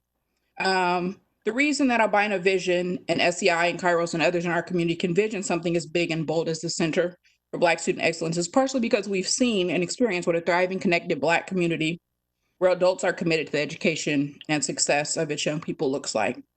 In a recent article about Rakai Adams, she's quoted as saying that the albino community, that if you looked at it from a wealth perspective, it would have seemed to be under-resourced and small, but to be inside of it as a Black girl, I was surrounded by people who knew my name and knew my family, and the adults created the environment for me to be strong. You may or may not be able to see I'm wearing my Black Kids Matter shirt from Kairos. I've also been here in front of the school board to advocate for Kairos on a lot of occasions. Initially, when they first applied for their charter, because I believed in the type of education that they provide. My nephew was one of the first graduates of Kairos, and I brought him to a school board meeting when we were advocating to keep Kairos at Humboldt. And at one point during the meeting, he looked over at me. He was like, "Wow, I didn't know this many people cared about me and my school." You have the opportunity in this investment to create the next generation of Black young people who know that people care about them, who can experience growing up in an educational environment that they can experience success and be strong and become the leaders we need. So I urge you to make this investment and to honor the commitment to the students at Jefferson and the families who will hopefully attend Jefferson in the future. Thank you. Thank you very much. Our next speaker is, oops, I scrolled down, so I'm missing my list. Our next speaker is Roberta Phillips Robbins, also talking about the Center for Black Excellence. Hi, can you hear me okay? Yes. PHILE-ROBBINS, parent of a rising second grader at Kairos PDX. Thank you for the opportunity to share some thoughts with you this evening.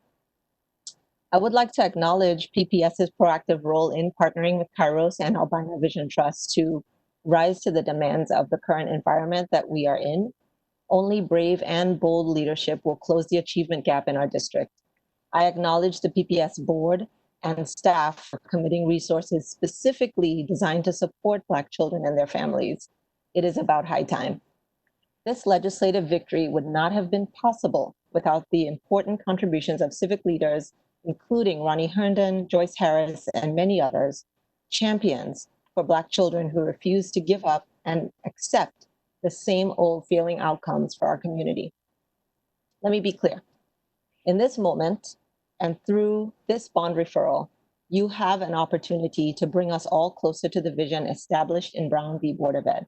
The truth is that America has failed Black children, and Portland Public Schools has failed Black children. Within this district, Black children have succumbed to disproportionate discipline, abysmal graduation rates, and referral to the criminal justice system. And those are just the highly publicized failures. Let's talk about the failures we can't easily quantify. Black children shuffled into lower performing schools and programs, Black children who leave a system believing that they are not meant to reach their potential. How many physicians, scholars, award-winning artists, and entrepreneurs would we have within the Black community if our children were to reach their potential? Again, that number is difficult to quantify, but I offer that even one is unacceptable. In failing Black children, this body has failed Black families and it's failed the Black community. An important step in the right direction is to support the Center for Black Student Excellence, and I urge you to take that important step. Thank you so much for your time. Thank you. Our next speaker is Angela Jarvis Holland, speaking about the ADA.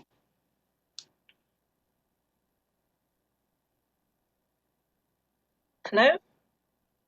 Can you hear me?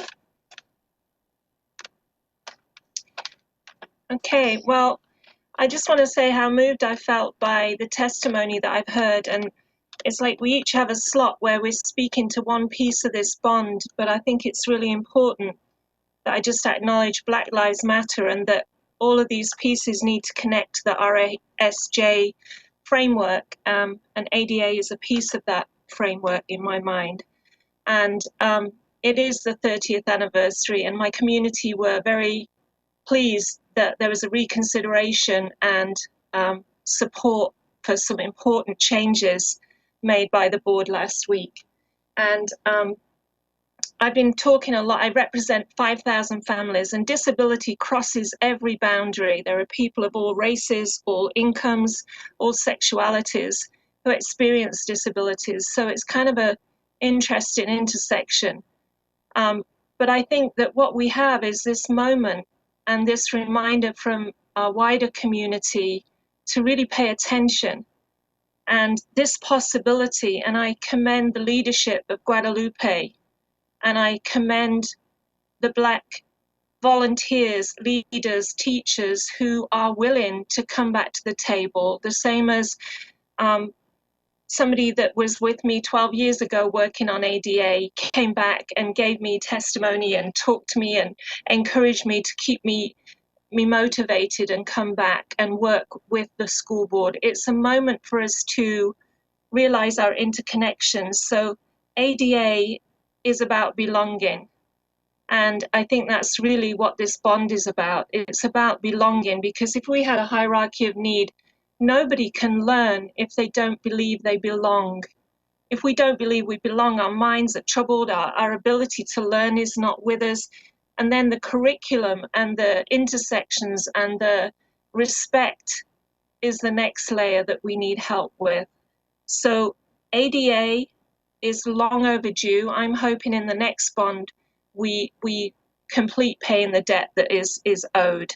But I'm also excited to see these pieces fit together, and I make a commitment as a woman, a white woman of privilege, that I'm looking for how I will bring my best self to the table as I represent many other folks' voices, and how I'll elevate their voices in the work ahead. And I think if we can all speak to these intersections and speak with pride about what's being attempted here as we try and market and encourage people to support this bond, then Portland's going to be a better place, and Portland Public Schools will be a place that we can really, truly be proud of. So I just like the thought that I'm standing alongside so many other warriors. I consider myself a social justice warrior. My 2 children went through Portland Public Schools. One had mental health issues and is an incredible artist. Daniel, my son, has Down syndrome. There were difficult days. He considers himself a media guy and went to Benson. I can see that we were able to carve a space with privilege. I don't want people to have to hack their way through to find justice. I want us to put a path in front of them that says welcome. And I'm grateful to be part of this community of PPS and this community of people on this call this evening. Thank you. Our final speaker tonight will be Michael Alexander. I am trying to get, can you hear me? Yes. Okay, and can you see me? No. Well, good. Maybe let's start there and see if that, okay. My name is Michael Alexander. Last name is Alexander. And I am actually Secretary of Urbana Vision Trust and also past president of the Urban League of Portland. I want to extend greetings to all on the call tonight, and particularly to the board. Urbana Vision Trust is pleased to offer endorsement and support for the proposed bond renewal, and we are particularly excited about the commitment to the revitalization and renovation of Jefferson, and looking into the creation and the planning and design of the Center for Black Student Excellence. You know, I really could have given my time to Director DePass as she offered her comments, because they reflected many of my own thoughts. It's not lost on any of us that the Portland School Board, in its 170-year history, was created at a time when the accountability and the service to Black Oregonians was not a part of its portfolio. And clearly, base assumptions that were built into that system and others embrace concepts of racism and cultural deprivation that we have had to address over time. I commend the school board for its commitment 10 years ago to its policy of racial equity. And over the course of that time, there's been ongoing efforts to begin to unpack some of the impacts of that work and that mitigation against the efforts and the needs of Black communities here in Oregon, and particularly in Portland. But I think the events of the last several weeks have told us that whatever we've done, it's not been enough. And clearly, one of the takeaways is that you cannot fix what you won't face. And I am heartened by the resolution that was passed by the board in its June meeting, and the language contained within this resolution, which owns up to the history that has been a part of the non-performance of the school board over the course of many, many decades. We have an opportunity now to create new history. We have an opportunity now to begin to invest in the students in this community who are most deserving of the best that we can do. And the Center for Black Student Excellence is a wonderful opportunity for us to step back and create a new pathway. It's clear that many of the things that have been a part of our history need to be revisited. I support Director DePass in looking at particularly naming convention changes. Some of you were here several months ago when Mayor Landrieu, Mitch Landrieu from New Orleans, came and spoke and talked about the challenges he faced in removing Confederate statues, monuments to the Confederacy. But you know, that's only a part of it.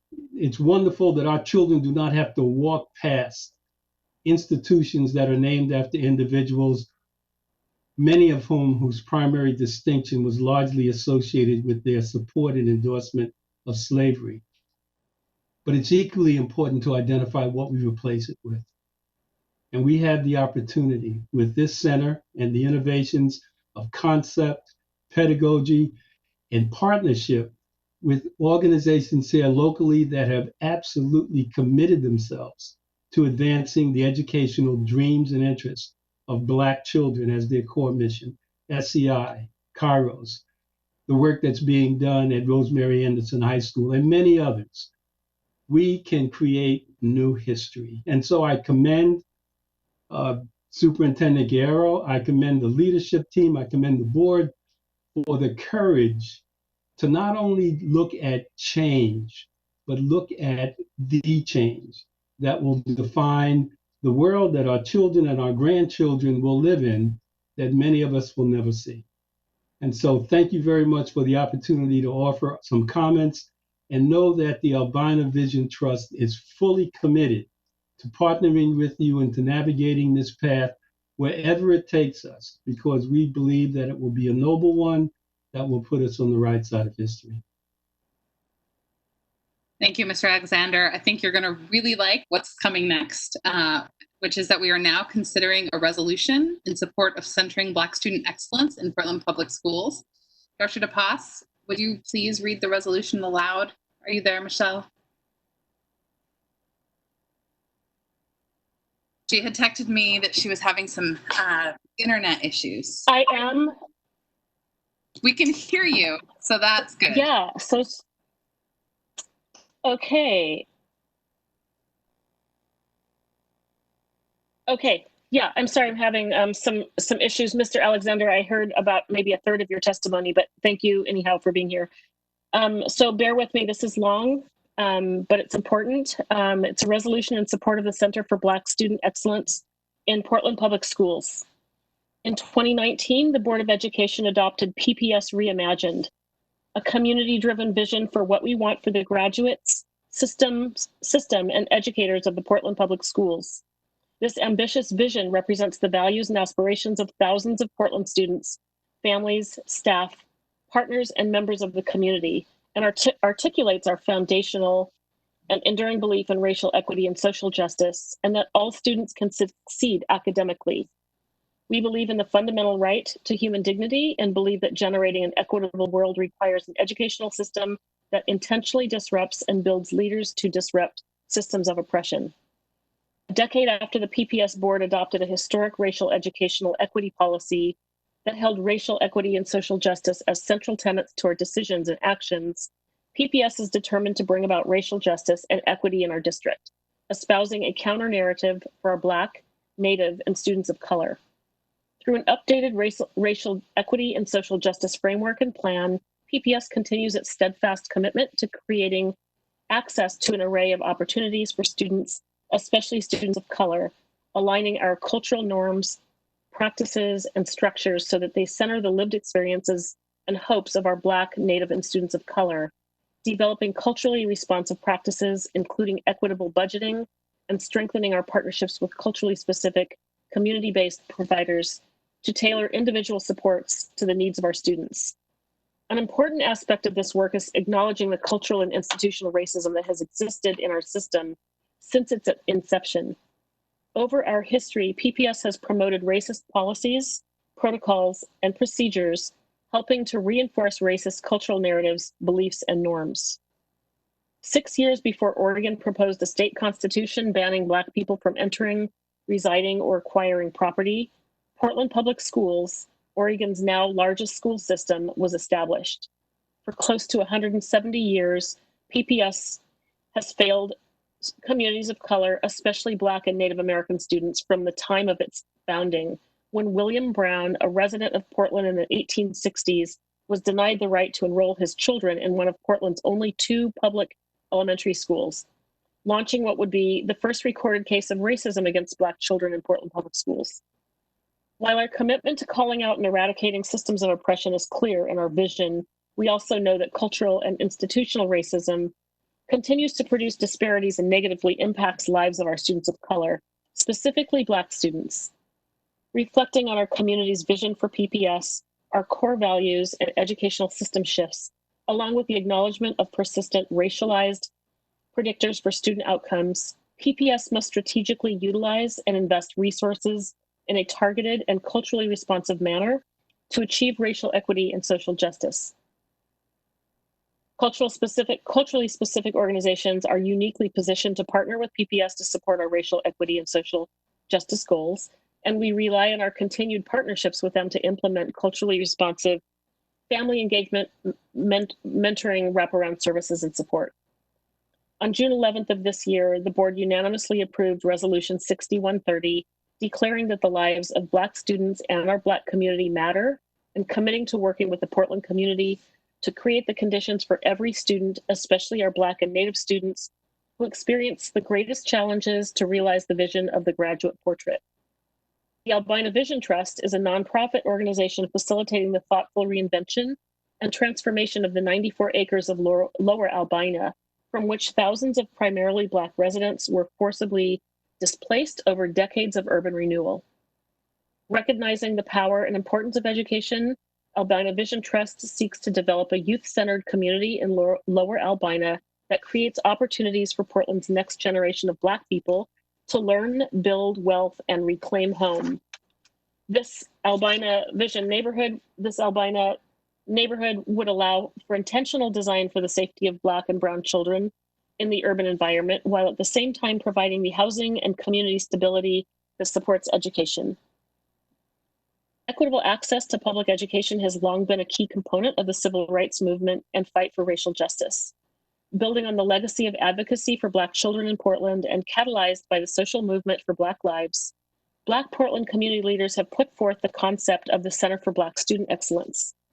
This concept endeavors to center the experience, promote opportunities, accelerate outcomes, and celebrate the achievements of Portland's Black children. This new collective impact effort channels the decades of visionary leadership and culturally responsive and pedagogically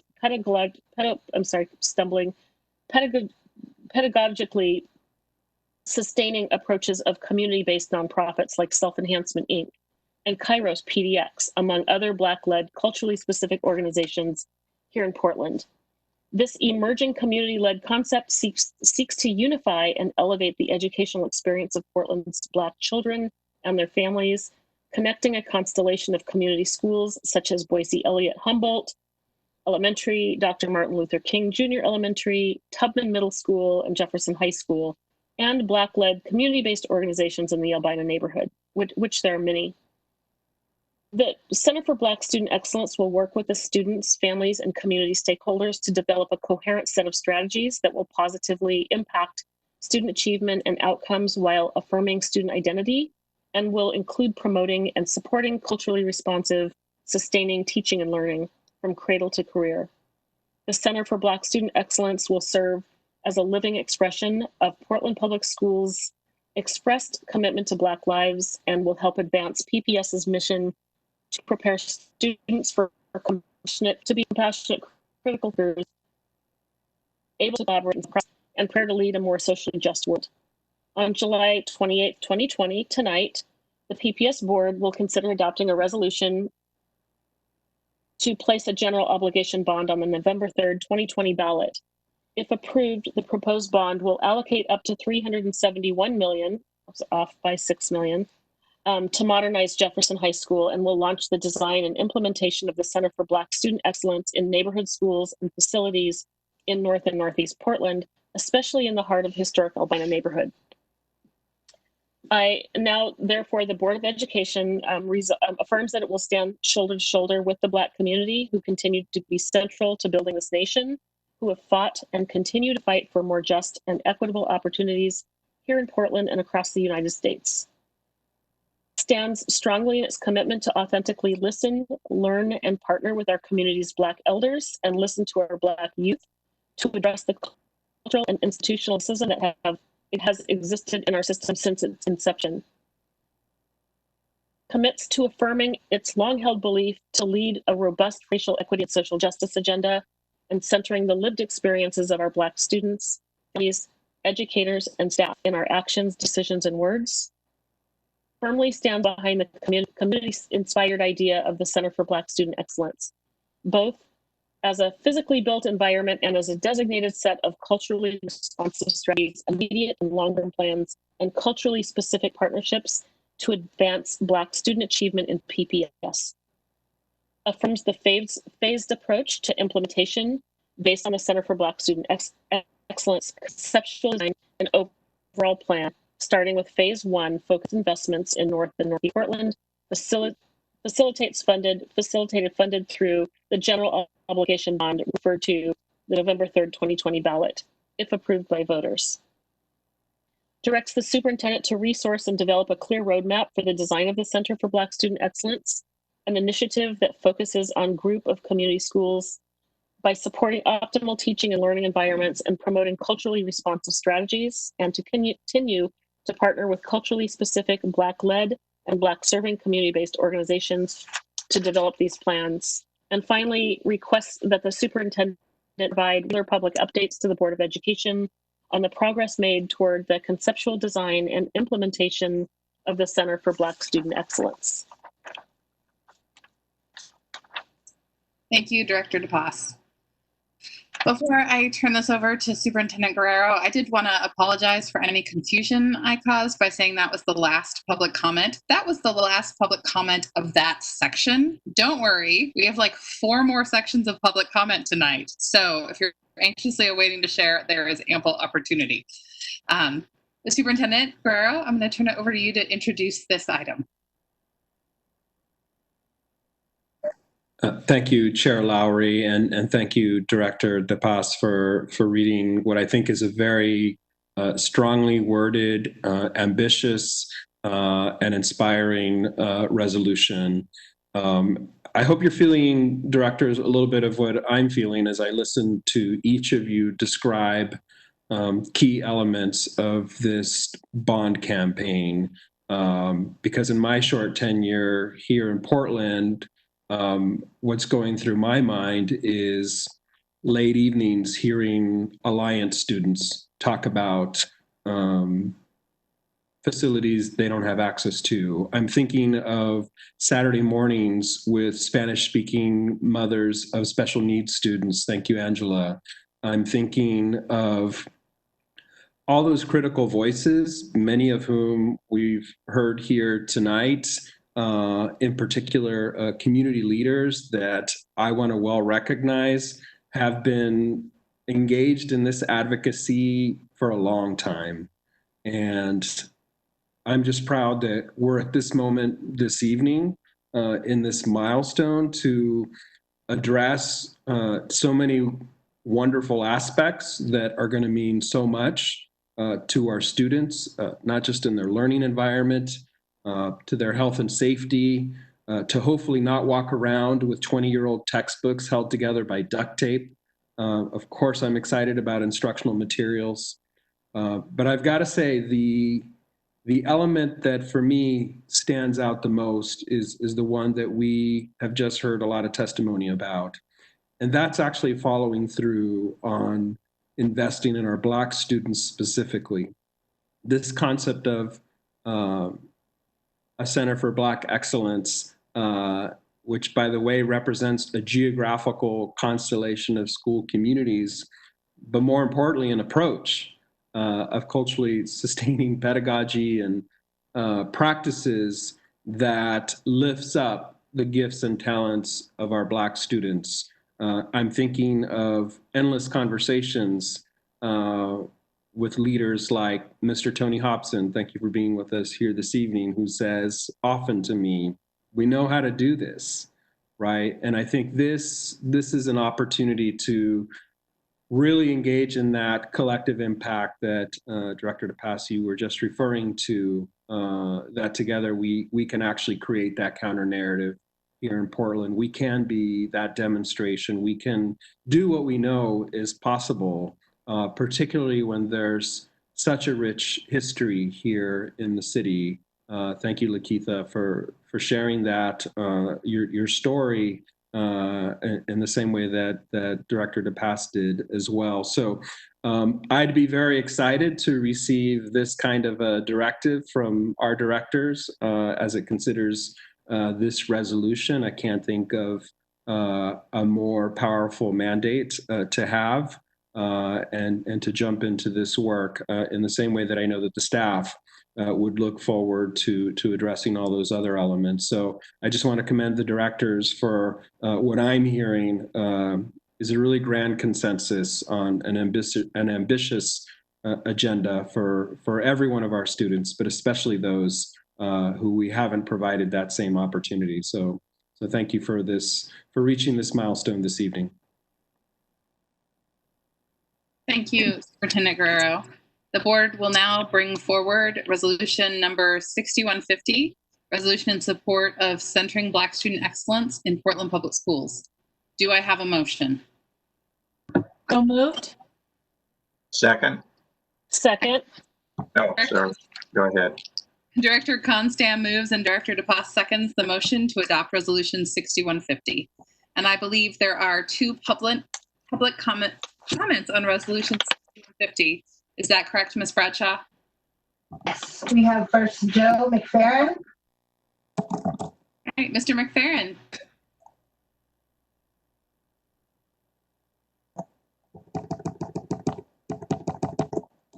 Can you hear me? Can you hear me? Oh, good. Good evening, Chair Lowry, PPS board members, Superintendent Guerrero, and attendees present this evening. My name is Joe McFerrin, spelled MC capital F-E-R-R-I-N. Second, I serve as president and CEO of Portland OIC and the Rosemary Anderson Schools. In my work, I have spent the last 25 years providing a safety net of education, youth development, and wraparound services for African American students suspended, expelled, and pushed out of the Portland public school system and other district systems throughout Multnomah County. And many of these students have been disproportionately involved with the Juvenile Justice Center. I enthusiastically support the Portland Public Schools 2020 bond renewal to include the Center for Black Excellence. I would like to commend the district for all your work, your courage, for partnering with Kairos, the Albina Trust, to ensure that Black children have access to the highest quality education they deserve, and that so many of our ancestors fought and died for.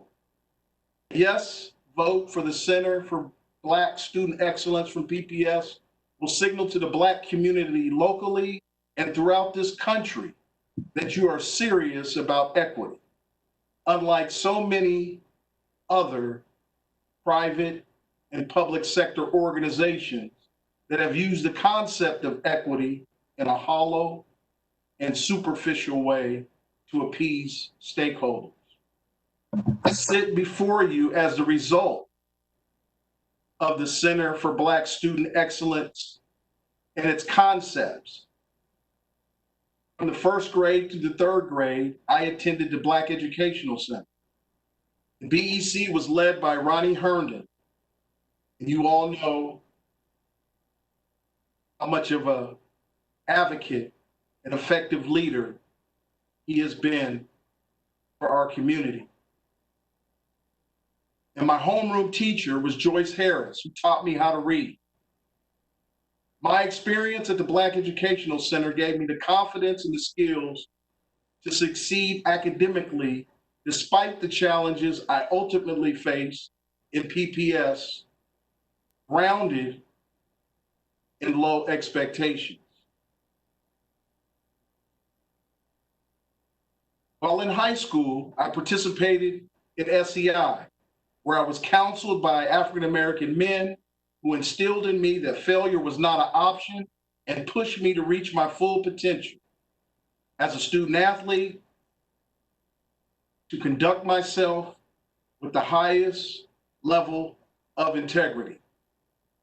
The Center for Black Student Excellence will give so many African American students the true history of the contributions of Black people to the building of this country, and the confidence, belief, and trust and tools they need to prosper.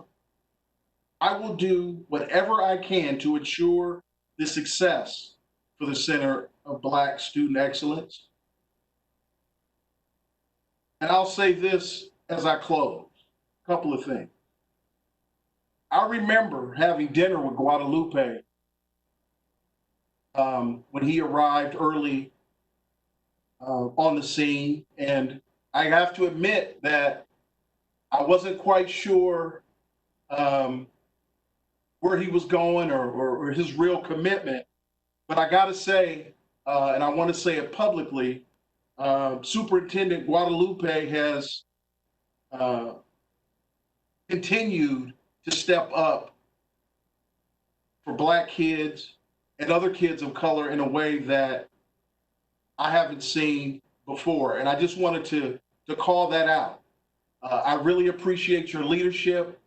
I look forward to walking alongside you and support you in any way that I can. Lastly, I'll say this. I have a grandchild. I have another one on the way. And knowing that there's going to be a center for Black student excellence in our community, I don't have to consider a Central Catholic necessarily. I don't have to consider a Catlin Gable. I can consider a Portland public school that will support them in a way that I was supported in our community as a child. Thank you. Thank you, Joe. Ms. Bradshaw, I understand we have one more public comment on this part. Don't worry. On this part, yeah. Tony Hobson? Yeah, can you hear me? Yes, sir. Right. For the record, my name is Tony Hobson Sr. HOP is in Peter, SON. I'm the president, CEO, Self Enhancement Inc. Let me just say good evening to the board, to all the staff of Portland Public Schools, and all of the participants that are on this very long call. I have the distinct pleasure tonight to speak to you as a past student of Jefferson High School, a past parent of Jefferson High School, grandparent of Jefferson High School, a staff member of Jefferson High School, and a staff member of Portland Public Schools for over 10 years. So I have 55 years of experience within Portland Public Schools. We are looking at a vote tonight that would move forward a bond measure to modernize Jefferson High School and provide resources to pursue the concept Center for Black Excellence. First, in the resolution, you recognize and acknowledge the cultural and institutional racism that has existed within Portland Public Schools for decades. With that, we should also acknowledge, if not for that same institutional racism, the Jefferson modernization would have been one of the first efforts of modernization and not one of the last.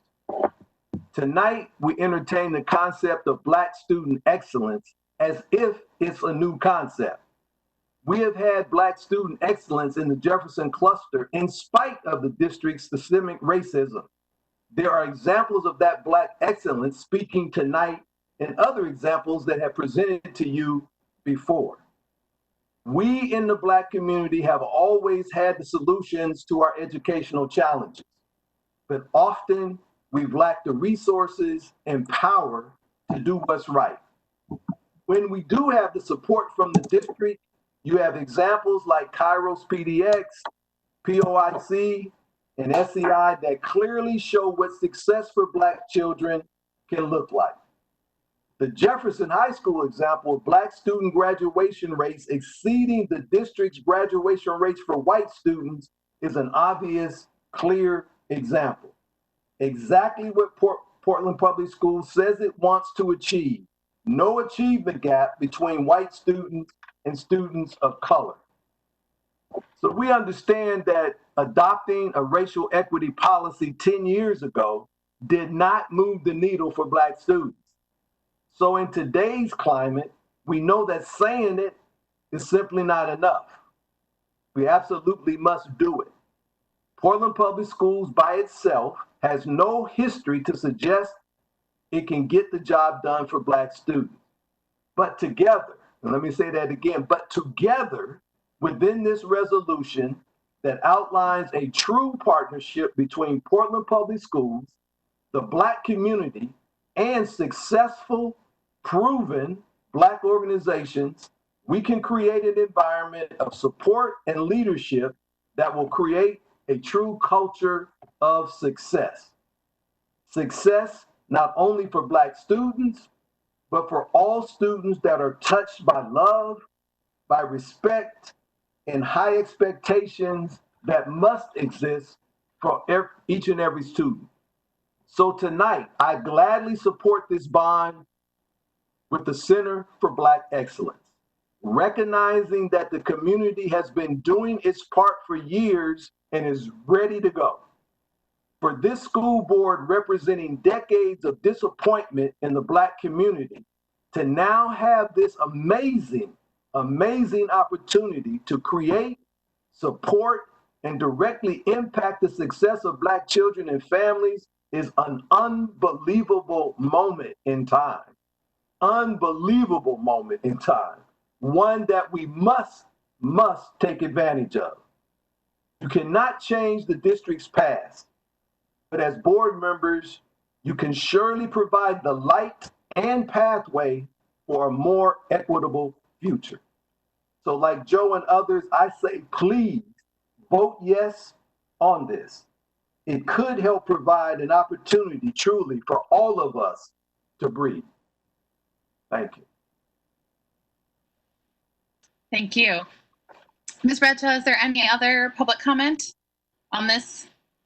Not on this resolution. Great.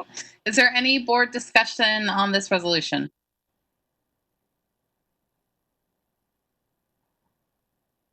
Yes, I have a couple things. I'm just sitting here kind of stunned by the incredibly inspiring words of our community partners, and to honor and acknowledge what Mr. Hobson was just saying about how so many of you have been doing this work for so long and have the resources in the community to fulfill the dream that we all want for our Black students. And now here we are able to invest. So just incredible gratitude to you, to Mr. McFerrin, to Lakeitha Elliott for her role as a parent activist, to Michael Alexander for just always showing up at different times, always keeping an eye on this board and the school district and looking out for the kids and importantly, our Black students. It's incredibly inspiring, and especially because this is a collaborative effort, and because our vision for a Center for Black Student Excellence not only isn't realized, but it's not even fully imagined yet. It's a glimmer and a dream that we're going to build together. So I'm just a little stunned and deeply grateful for all of you and for my colleagues for bringing this forward as well. And now, to be a total downer, actually, I have just one tiny little picky piece on this resolution, which is actually in the recitals. And I think we could handle this through a friendly amendment. But in the last recital, it says the proposed bond would allocate up to $371 million to modernize Jefferson High School and will launch the design and implementation of the Center for Black Student Excellence, et cetera. And just to be consistent, nowhere else in any of our bond language or our options have we referred to that number in aggregate. The estimate for Jefferson High School and the Center for Black Student Excellence. And so I think I wouldn't want to inadvertently somehow take away from what we are earmarking for the Center for Black Excellence, should there be any budget issues with Jefferson High School. So I think in order to just make the language more consistent, if we just remove the word will, so it reads, would allocate up to $371 million to modernize Jefferson High School and launch the design and implementation. Because at least to my mind, it looks like those could be read as two separate efforts. So if everyone will humor me with that friendly amendment, it makes me a little more comfortable that it's more in alignment with how we refer to this proposal elsewhere. All right, I'm going to check in. Sorry. I was going to check in with Liz to see if that was kosher. Hearing no objection, I think we can deem that approved on a friendly amendment basis. Excellent. And I apologize for the language I just used was inappropriate. So if it was clear that was okay. Is there any further discussion on this resolution? So this is Director Brim Edwards. And this is a reflection on both the center, but also the Jefferson High School component of the bond. And I haven't been around quite as long as Mr. Hobson, but almost. I've been engaged with PPS since 1966, and I was very moved listening to the Director DePass read the words of the resolution, because we have a lot to reflect on as a school district, and we have a lot of ways in which we have really done damage to the Black community in Portland as an institution. And I think tonight, I think it's two big steps. We have the many other things we need to do, but I think one of the things that I want to acknowledge is the student voice over the last 10 years. In 2011, when the bond failed, when Jefferson was in it, and then the next year when they weren't in the bond, it would have been easy for community members to have just given up on PPS, but students consistently use their voice to speak to what they felt, what was needed for them to be successful. And having met with students over the last 5 years, I know one of the things they very clearly said was the condition of Jefferson High School really was a reflection. They felt a reflection on what the community felt about them, because the condition of the school building was so poor, and that if we wouldn't want that for our own children, why should that be okay for the students of Jefferson? And so I think I want to thank the students for really holding adults accountable, and I want to thank Tony and all the other members of the community who consistently have shown up, because they shouldn't have to hold the board accountable for doing the right thing. And I do know that we have an opportunity to really make a difference tonight. And again, it's not everything, but I think the students, the staff, Jefferson and their community partners have done their piece, and now it's time for us to do ours. So I'm really excited this is in the bond package, and I know our community is as well. Thank you, Director Brim Edwards. Any further discussion? All right, the board will now vote on resolution number 6150, resolution supporting centering Black student excellence in Portland. All in favor, please indicate by saying yes. Yes. Yes. Yes. All opposed, please indicate by saying no. Are there any abstentions? Resolution 6150 is approved by a vote of 7-0, with Student Representative Shu voting yes. Excellent. The board will now bring forward resolution number 6151, a resolution of Portland Public Schools, Multnomah County School District number 1J, Multnomah County, Oregon, calling a measure election to submit to the electors of the district the question of authorizing $1,208,000,000 of general obligation bonds and providing for related matters. Do I have a motion? So moved. Second.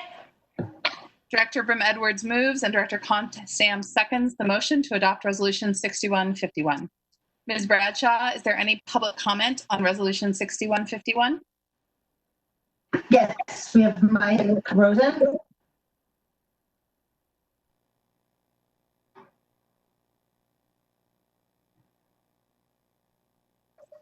Mr. Rosen, are you there? I saw you earlier. Great.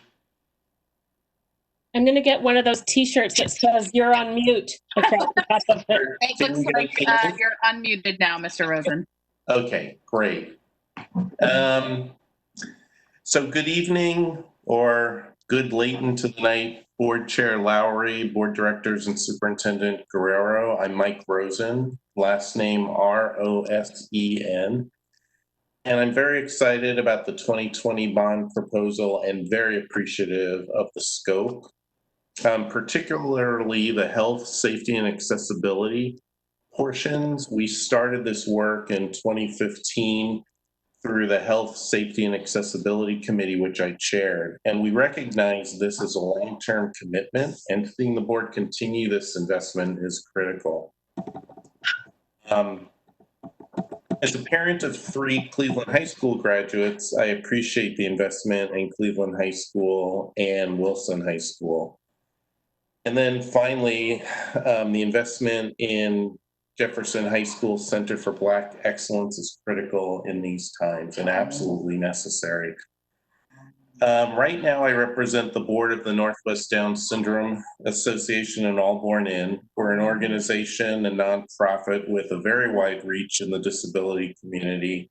Our annual, and we're up to 16 years, our annual Allborn Inn conference attracts 600 people. Our Facebook page exceeds 5,000 families, and our influence is national. And as such, we feel ourselves to be an important ally and resource for PPS. The PPS $16 million investment in making every school's first floor accessible is historic and to be celebrated. Combined with other accessibility investments, this is a total investment of over $30 million. This, I believe, represents a nationally unique commitment. It's important to keep in mind that we can achieve total ADA compliance for another $60 million, and our hope is that this work will be completed in the 2024 bond. Finally, I want to acknowledge the intersectionality of ADA issues with race and thank PPS staff for recognizing this. I look forward to more racial equity and social justice discussions in the area of ADA rights and goal setting. And then in closing, I want to thank Amy Constam and Julia Brim Edwards for their strong and independent leadership on this issue. We wouldn't have achieved this historic investment without you. And then finally, I want to be the first person in history to toast you with my ice cold Corona beer.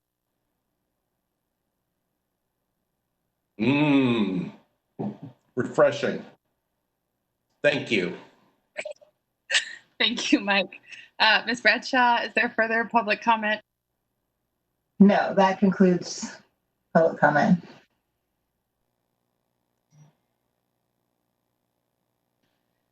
All right, is there any board discussion on this resolution? All right, the board will now vote on. Can I just say one thing? Yeah. I'll keep it brief. This is a number of us have been involved in bond work since the world was sludge. It feels like, and this bond package really, I think, is extraordinarily responsive to the world historical moment that we're in, to PPS's responsibilities that we have long neglected. It's a balanced package. It is going to result in both long-term and immediate benefits to students. And I'm proud to cast my vote in favor of this. I think this is hugely exciting for Portland Public Schools. Thank you. All right, are we ready to vote? It's very exciting. I'm super excited. So the board will now vote on resolution number 6151, a resolution of Portland Public Schools, Multnomah County School District number 1J, Multnomah County, Oregon, calling a measure election to submit to the electors of the district the question of authorizing $1,208,000,000 of general obligation bonds and providing for related matters. All in favor, please indicate by saying yes. Yes. Yeah, I think someone's unmuted. It's doing a lot of moving in the background. All right. All opposed, please say no. Are there any abstentions? All right, resolution 6151 is approved by a vote of 7-0 with Student Representative Hsu voting yes. All right, thank you, members. I would like to ask Director Brim Edwards, who will be leading the bond campaign, to briefly speak to the path forward for the bond measure. Great. Thank you, Director Lowry, or Chair Lowry. It's been a long process, and we can't wrap up this agenda item without the board giving our appreciation and thanks to the staff for really all the work you did to help us design this package. Also, I want to thank the School Bond Improvement Committee Chair, Scott, the committee members and the board members for all the work they did around this package that really is going to, I think, inspire and serve our students well. And thanking the community members who spoke so eloquently tonight and supported the referral. As we know, it wasn't a straight path. We started building this bond package last year. We continued through the onset of that pandemic and then the recession, followed by a national reckoning with racial justice. And we made adjustments in the package throughout that time. And again, I appreciate the work that the staff did, because we've positioned ourselves that the campaign is ready to take the baton handoff. We're making the right investments at the right time. So with the adoption of the referral tonight, the next step will be to launch the bond campaign. We have less than 100 days, but we'll have a strong and diverse campaign team and campaign effort. It's a challenging economic time for Portlanders. We need to acknowledge that. This isn't going to be easy. Voters are going to be thoughtful about decisions they make, but we consistently heard, and I think we're well positioned as we head into the campaign, that our community wanted us to go big and be bold, and I believe we've done that, but we've also been judicious in how we're doing that and thoughtful. The campaign will be sharing more information in the next couple of weeks. We're already on Twitter, have Twitter handles and Instagram and Facebook. We're at Yes PDX Schools. Again, it's Yes PDX Schools. It's the same name as the website. We've engaged a campaign team that has won the last two PPS bond and levies campaign, and we're looking forward to working with students, parents, community members, board members to get this across the finish line. So I guess I'll just close out this chapter of the referral work and move into the campaign, maybe reflecting on Mr. Hobson's words that we have an amazing opportunity and it's an unbelievable moment in time. So let's go do it. All right, that deserves a dance break, I think. Let's take a 6-minute break. You'll hear some tunes from the 2016 Cleveland High School Playathon while we take a stretch break and maybe do some celebratory dancing for the referral of this bond. Director Lowry, just one thing I'd like to add to Director Brim-Edwards' statement, Chair Lowry, is first of all, thank you, Julia, for volunteering to lead this effort for the bond campaign. It's going to be interesting campaigning in the virtual mode, but just like the public engagement that we talked about that helped us build this package, I know that we can do it. And also, you know, reflecting on the strong support that we heard from the community and testimony tonight that we've been hearing from the community as we've been considering the different elements to comprise this bond. This is going to be all hands on deck. We need our parent leaders across the district. We need our community leaders who share our same values around creating a Center for Black Student Excellence and all the other aspects of this work that are so important. So this is just a call to our whole city. Step up. These are our schools. This is our effort. We need your help, and we have to realize this vision that we have for our district right now. Definitely. Thank you, Director Constam. All right, we'll see you back here in 4 minutes at 9:50. Enjoy.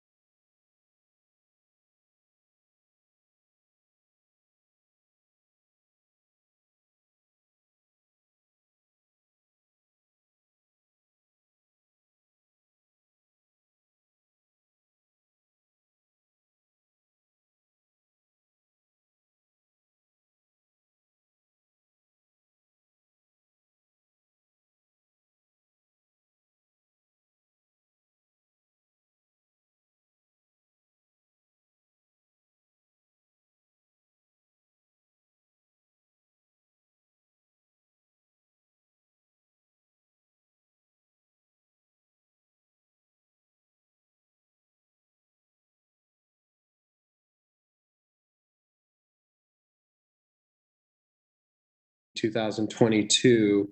As part of that process, we outlined a set of academic milestones that we intended to progress monitor ourselves against and hold ourselves accountable to achieving those outcomes for our students.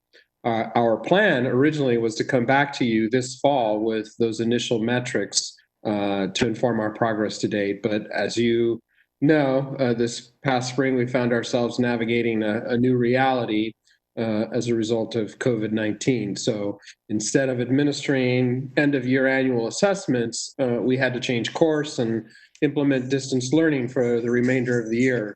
So just to lend a little bit more context, which really what this is this evening is more informational, I've asked Dr. Russell Brown, our Chief of Systems Performance, to provide an initial update. So, Russ?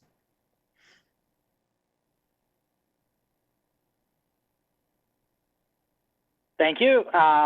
And I'm waiting for someone to pull up the PowerPoint for me. Perfect. We'll get started here. And while that's going on, I'd like to take a moment, a privilege just to say, really feel honored to be part of this organization and with this board's leadership.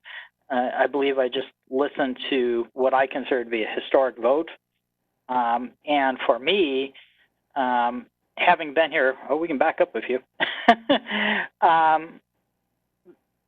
Having been here about a year now, reflecting back over where we've come and our continued commitment to and investment to our Black and Indigenous students is something that I'm really proud to be a part of and honored that I have a chance to speak this evening.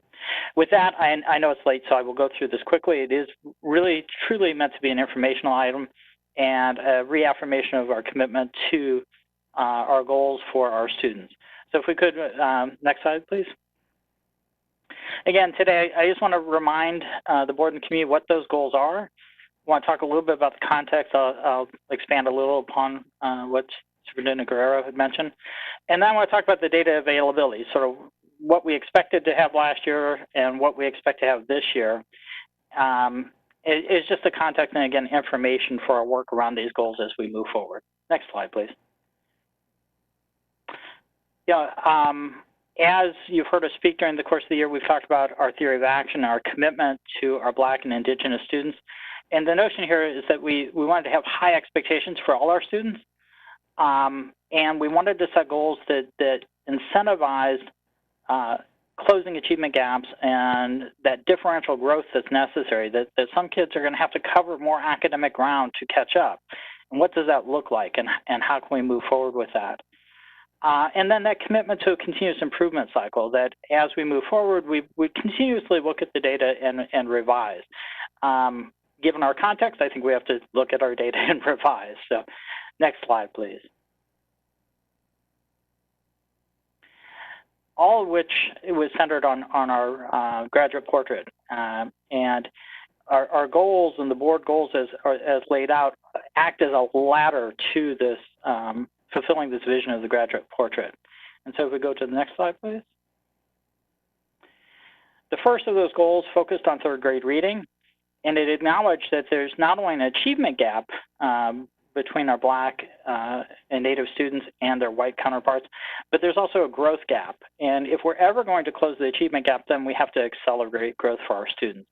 And really, third grade reading at the end of third grade, it's one of those gatekeepers. It's that transition point from students learning to read to reading to learn, and it's an incredibly important skill as we move forward and remains so.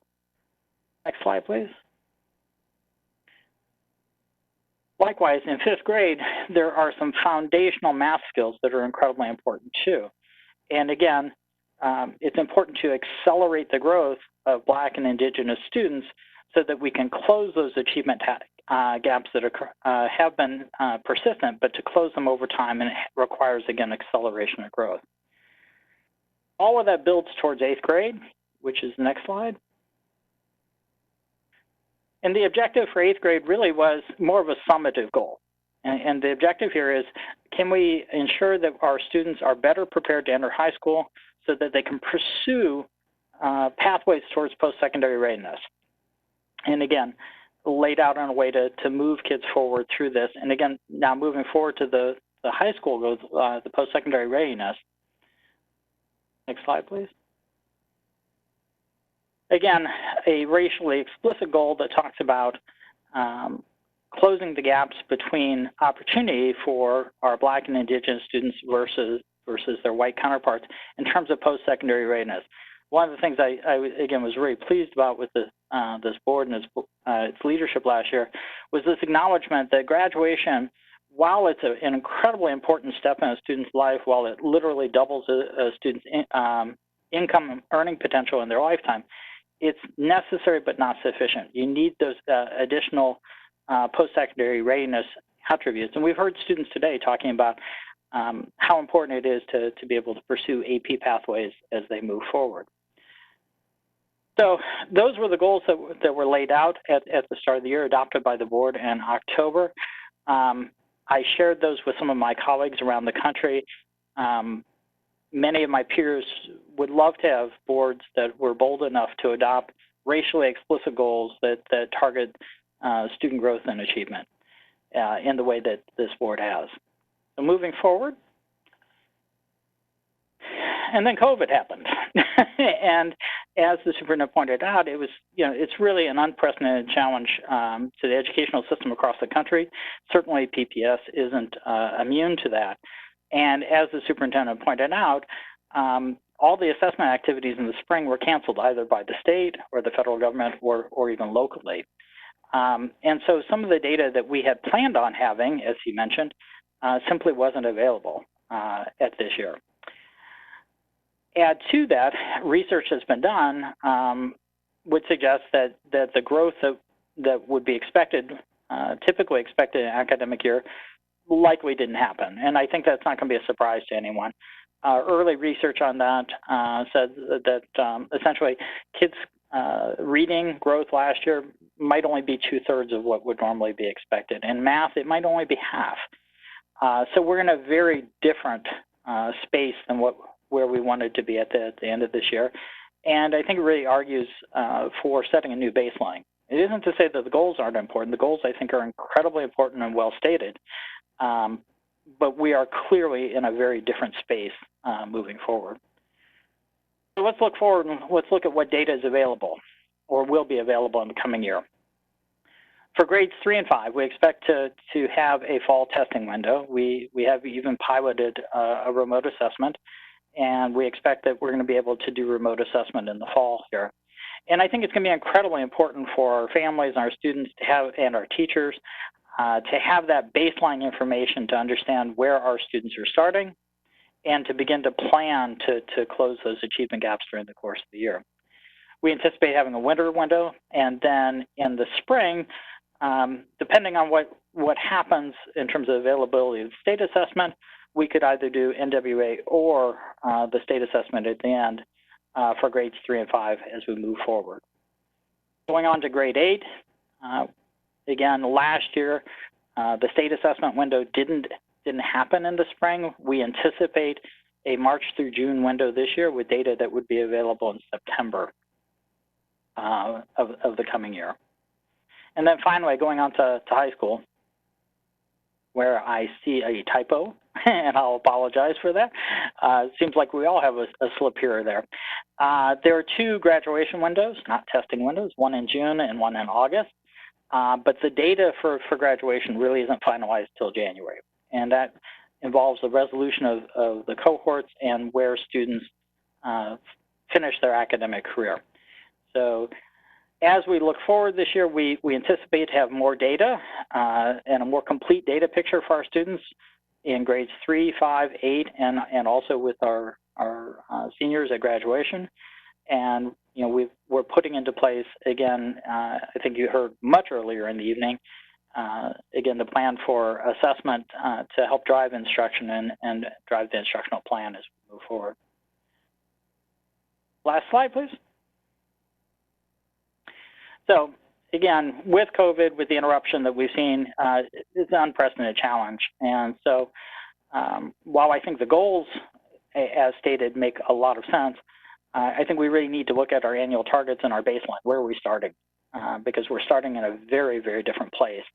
And I don't think anyone, and if they tell you they're confident in this, I'm not sure what they're basing it on. Anyone's confident of what growth will look like under this environment. So I think, really do need to gather new baseline data. And so I think the other piece that at least a couple of you had raised is wanting to know more about the availability of data and the timeline. So clearly not all the goals fall on the same timeline. Some of them we have early data in terms of the baseline for grades 3 and 5. We'll have mid-year data for grade 3 and 5, as well as some projections for grade 8. We'll have some mid-year data around the graduation post-secondary readiness. But then when you come around to the end of the year, some of that data, particularly the state assessment data, isn't available until the fall. And so data will come at different points during the course of the year. The graduation data, again, doesn't come till January. So as we look at this data over time, I think we'll have to set a reporting schedule where we come back and talk about the different board goals over time.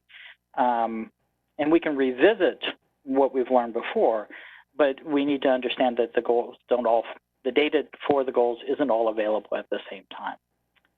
And I think we're now around to questions if you have them.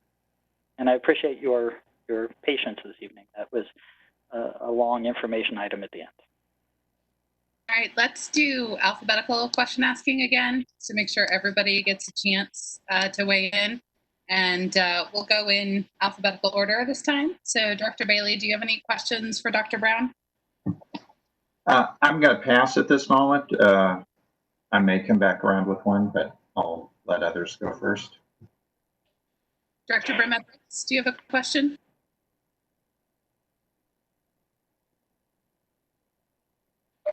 Julia, you're still muted. I was saying I don't have a question, but I do have a request for a future discussion. This is something just building off of last year, as I think that we had just started this process right sort of mid-year, right when the office was being stood up. But the request I would have is that we've this year build out the dashboard so that we have both growth and proficiency, so we can see where we're heading. I'm completely support growth as a measurement, but I also think it's like in somewhat without context. And the other piece is at the end of last year, we didn't get any of this the data on the high school measurements of what the CTE and the various other indicators, and that's a piece that I'd like to have built out. I am very supportive of a reset and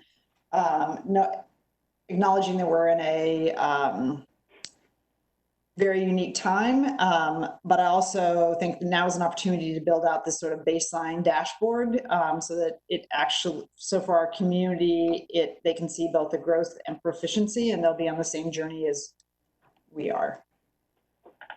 So. Thank you.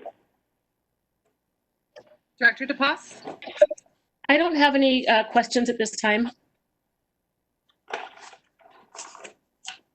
Director Constam?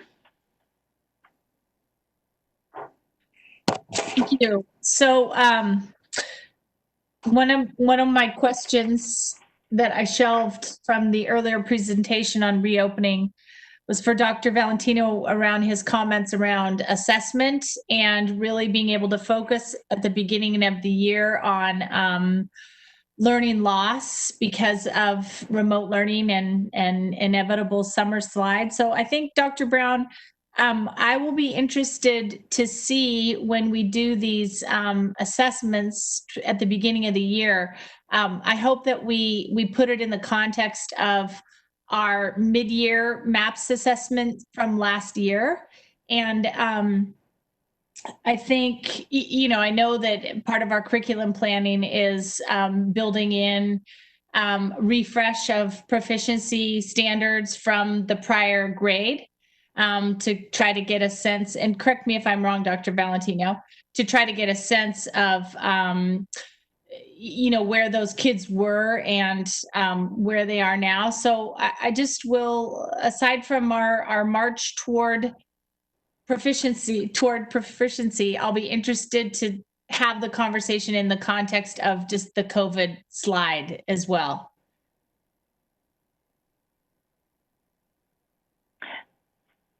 Yeah, I think we're all very interested in where our students are starting. And I think that baseline information is incredibly important for the purposes of planning. And I'm sorry, Dr. Valentino, I think I just spoke over you.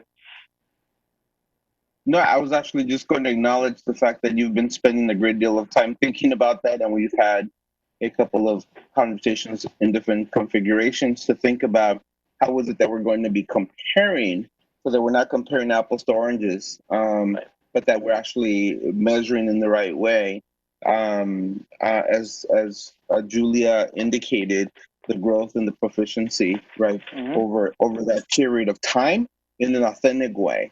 Because one of the things we need to be able to say is that the assessment is really not just the system need for data, but the need to actually be able to track each individual student in the way that actually will allow us to adjust our content, but also to help teachers pivot to practice as needed.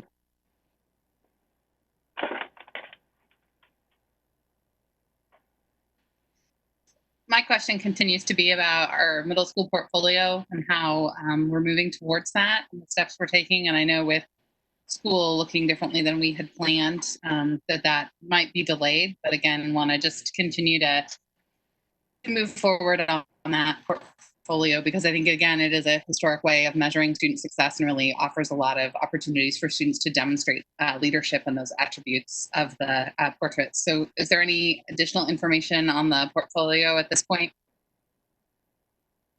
I do not have any additional information on the portfolio at this point. I have to admit that we have been very busy trying to plan for what fall can look like.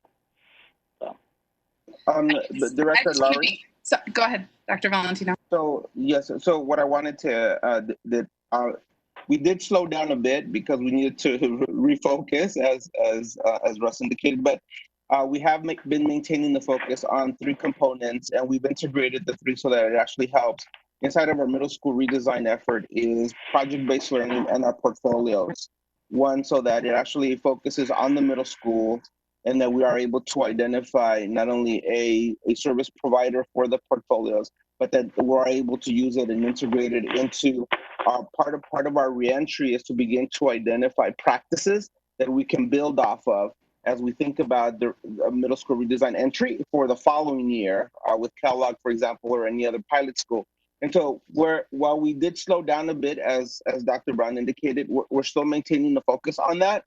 And we are still looking at possible partners for both of those areas. I did have one follow-up question just to make sure I fully understood everything you said, Dr. Brown. Are we going to be doing MAPS testing this year, or is it going to be different assessments? We will be doing MAP assessments this year. Okay, so we will be doing that in those testing windows that you indicated. Yes. How does that work? How does that work? Yes. So the MAP assessments are computer adaptive, as you guys are aware, and that allows us to be able to do it remotely if need be. Again, we did a pilot of that with one of our schools this past spring, learned a lot from that, was very appreciative of that, and we've got some guidance for our schools in terms of how to communicate with parents about expectations in terms of the testing environment. You know, it should, again, it can be performed on a Chromebook, so there's no reason that can't happen, so there's no additional IT requirement. We're going on to a single sign-on environment, should be easier for students to pass through. That being said, it is a new environment, so I think we do have to look at the data when we get it look for anomalies. And I would state that, you know, when we see exceptions to the data, then, you know, we have to contextualize it with student performance in other areas. You know, how are kids doing on their homework? How are they doing on unit assessments? It has to be part of a constellation of information for our students. We won't be the only folks doing that. Our partners at NWA have spent quite a bit of time thinking about what it would mean to be able to do that as well. So I believe it can be done successfully, or I wouldn't recommend it. Great. Director Moore, do you have any questions? Yes. So I'm going to be uncharacteristically Pollyannish and build off your question, Chair Lowry. And this is more in the spirit of a comment than a question. There is much that has happened related to COVID, most of it not good.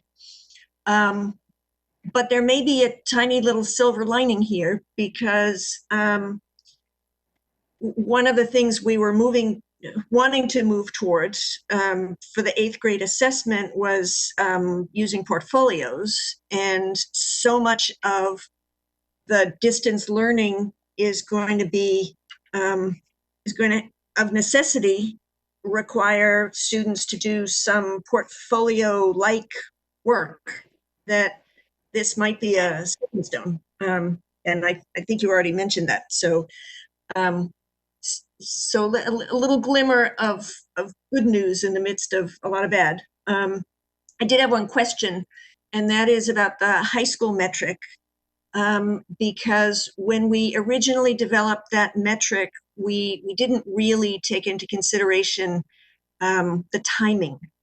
The timing of the high school graduation related measures. And I'm wondering if you would recommend that we revisit the high school metric, and with the possible revision of what we want to be using as an annual metric. Because otherwise it's going to be, unless we use the mid-year MAP results for seniors as well, it's going to be a lagging indicator by a year, right? So what would be a recommendation there, if any? So I think that the metric is fine. The data, the final data for it's not available until January.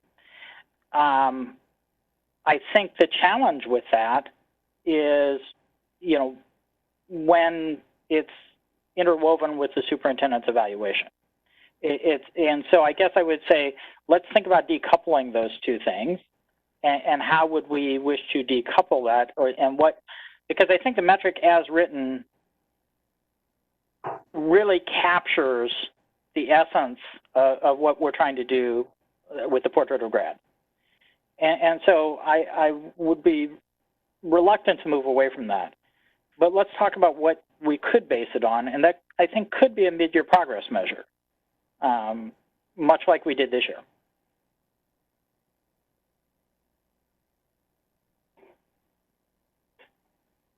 All right, Director Scott, do you have any questions?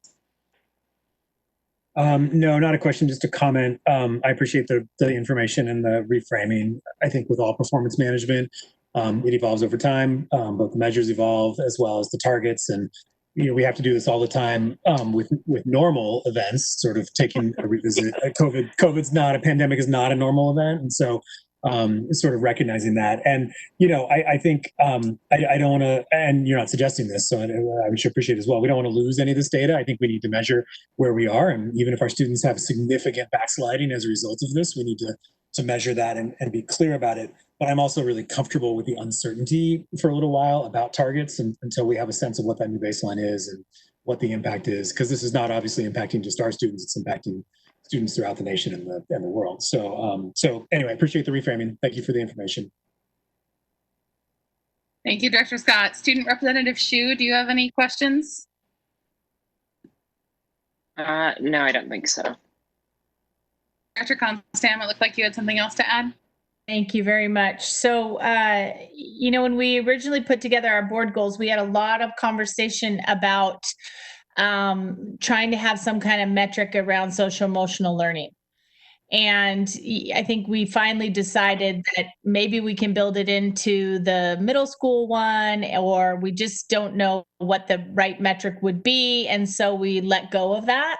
But I know that there's a lot of thoughtful planning going on right now with our remote curriculum and our protocols and our professional development, specifically around social emotional learning, because we know that in addition to proficiency and learning targets, like a huge important part of this giant experiment that we're in is making sure that the adults in our system are making sure that our kids are okay. And so I feel like it's hard, but maybe there's an opportunity for us here to revisit that, because there's a huge amount of focus on it, given the new delivery model. And so maybe we can come up with some kind of board metric that tells us how we're doing in that respect. I would like to revisit that. All right. Is there any further comment or question for Dr. Brown? Yeah, just this is Director Bailey. Just want to say I had thought that there was at least some discussion about not doing MAP this coming year. In any case, I want to echo Director Scott's comments that I'm glad we're doing it. I think it's it'll give us a consistent measure, and again, as a data geek, help us measure what the backslide was. I think that's important going forward as we continue to have conversations both with our state legislators and our congressional representatives about the needs of education going forward. And having data points like that could really help in moving those discussions forward. So I'm glad for that. I'm glad that we'll continue to have kind of a consistent baseline measurement going forward. All right, thank you very much, Dr. Brown, for your presentation tonight. We are about an hour behind schedule right now, so I wanted to take a quick moment and see if you all, the board members, wanted to continue tonight with our 10 o'clock scheduled meeting, which was an executive session. So I'm just going to poll the board. We can move it to another night if you would like, or we can go ahead and go forward with it. Director Bailey, what would you like to do?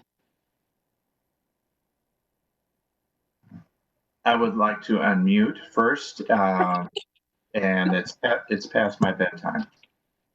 All right, Director Brim-Edwards. It's not past my bedtime, but I think there's a mercy rule for everybody else because I have a lot of questions. So, right. All right, Director DePaz. I would be in favor of stopping early, or not early, but not. Director Constam. Defer, please, till next time, or first by email and then questions by. Director Moore. I think we should start all meetings at 10 p.m. But I'm willing to let this go. Yeah, I'm good either way. Director Scott. I was undecided until Julie said she had a lot of questions. I say let's put it off for another meeting. All right, and Student Representative Shu, because you don't come to executive sessions, I'm not going to ask your opinion. It sounds like we are going to defer for another time. Nathaniel, I'm sure you would want us to all keep meeting because you don't have to come to the meeting. So yeah. All right, well, we are going to move on to committee reports. Sorry, I accidentally muted myself. I think our first report is from Director Brim-Edwards. Do you have a report for tonight? Hold on. Yes. So the audit committee met, I think, about 3 to 4 weeks ago now. We were supposed to have a report at the last meeting. We received the first audit from our internal performance auditors. It was on the contracts for PPS, and they had a number of findings. They were appreciative of the cooperation and work with the district staff. They have, the audit has been posted. There were a number of findings and recommendations. Given everything that's happening with, ordinarily there'd be a fairly tight window on the turnaround from staff on responding and building out a plan based on the findings and the recommendations. Given everything else that's happening with the reopening of school and the bond, we set a date of October 1st of when that next piece of work will be done. We also received an update on the second audit that the auditors are working on, which is the ACH audit. As everybody will recall, we had a fraudulent transaction. Staff asked that we put this back on the district audit plan. We've done that, so that is underway. In addition, given the it's the end of the year in the cycle, and the board has the responsibility of, because the independent internal performance auditors report to the board, there'll be the performance review of the internal auditor through the audit committee. And I want to thank Director DePass for taking the lead on that, and that will be coming to be delivered to the rest of the board shortly. Again, thank you for Director DePass. I know she put a significant amount of work in that. And then the last piece was basically looking at the audit plan for this next upcoming year, and that will be completed probably in the next 3 or 4 weeks. Not the audit plan, I'm sorry, the audit committee's plan. All right, thank you. Director Moore, do you have any reports to give? I'm sorry, are you talking to me? No, I'm talking to Rita, but she's muted. I do have another report. Oh, I'm sorry. Do you want me to, it's very short. It's on the- give your other report and then we'll go to Rita. Okay, it's very short. It's on the Rose Quarter I-5 project. As most people may have read in news reports, based on a number of factors that some community groups and elected leaders have decided not to participate in the project, and the executives advisory committee. And there was a discussion with board leadership in June about PPS's position. We're in somewhat a different position than than some of the other community members and the elected leaders, in that PPS never endorsed the project. So there's not a need to step away. And in fact, if we want to stay engaged and actually have the state and ODOT address the issues we've raised around Harriet Tubman and the Blanchard site, that one of the ways we can do that is staying at the table. So there's a 2-month break for just the summer break when the committee's not meeting, but it's going to start meeting again in September. And the early discussions have been that needs to have a solution that's greater than ODOT. They don't have the resources nor the mandate to actually address some of the things that PPS needs. So in working with Courtney Westling and others, we'll be looking at other ways in which we can either bring other partners to the table or the resources to the table to address the issues that PPS has for that specific project.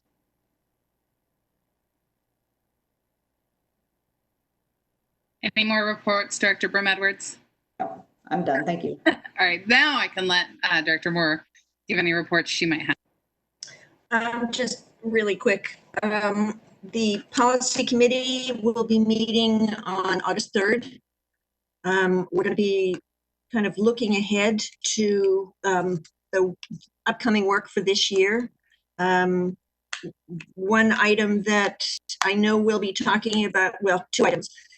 We're going to be talking about developing a protocols around communication related to upcoming policies. So not waiting to till the end, but kind of putting community outreach up front and developing kind of protocols and timetables so that we all know what to expect.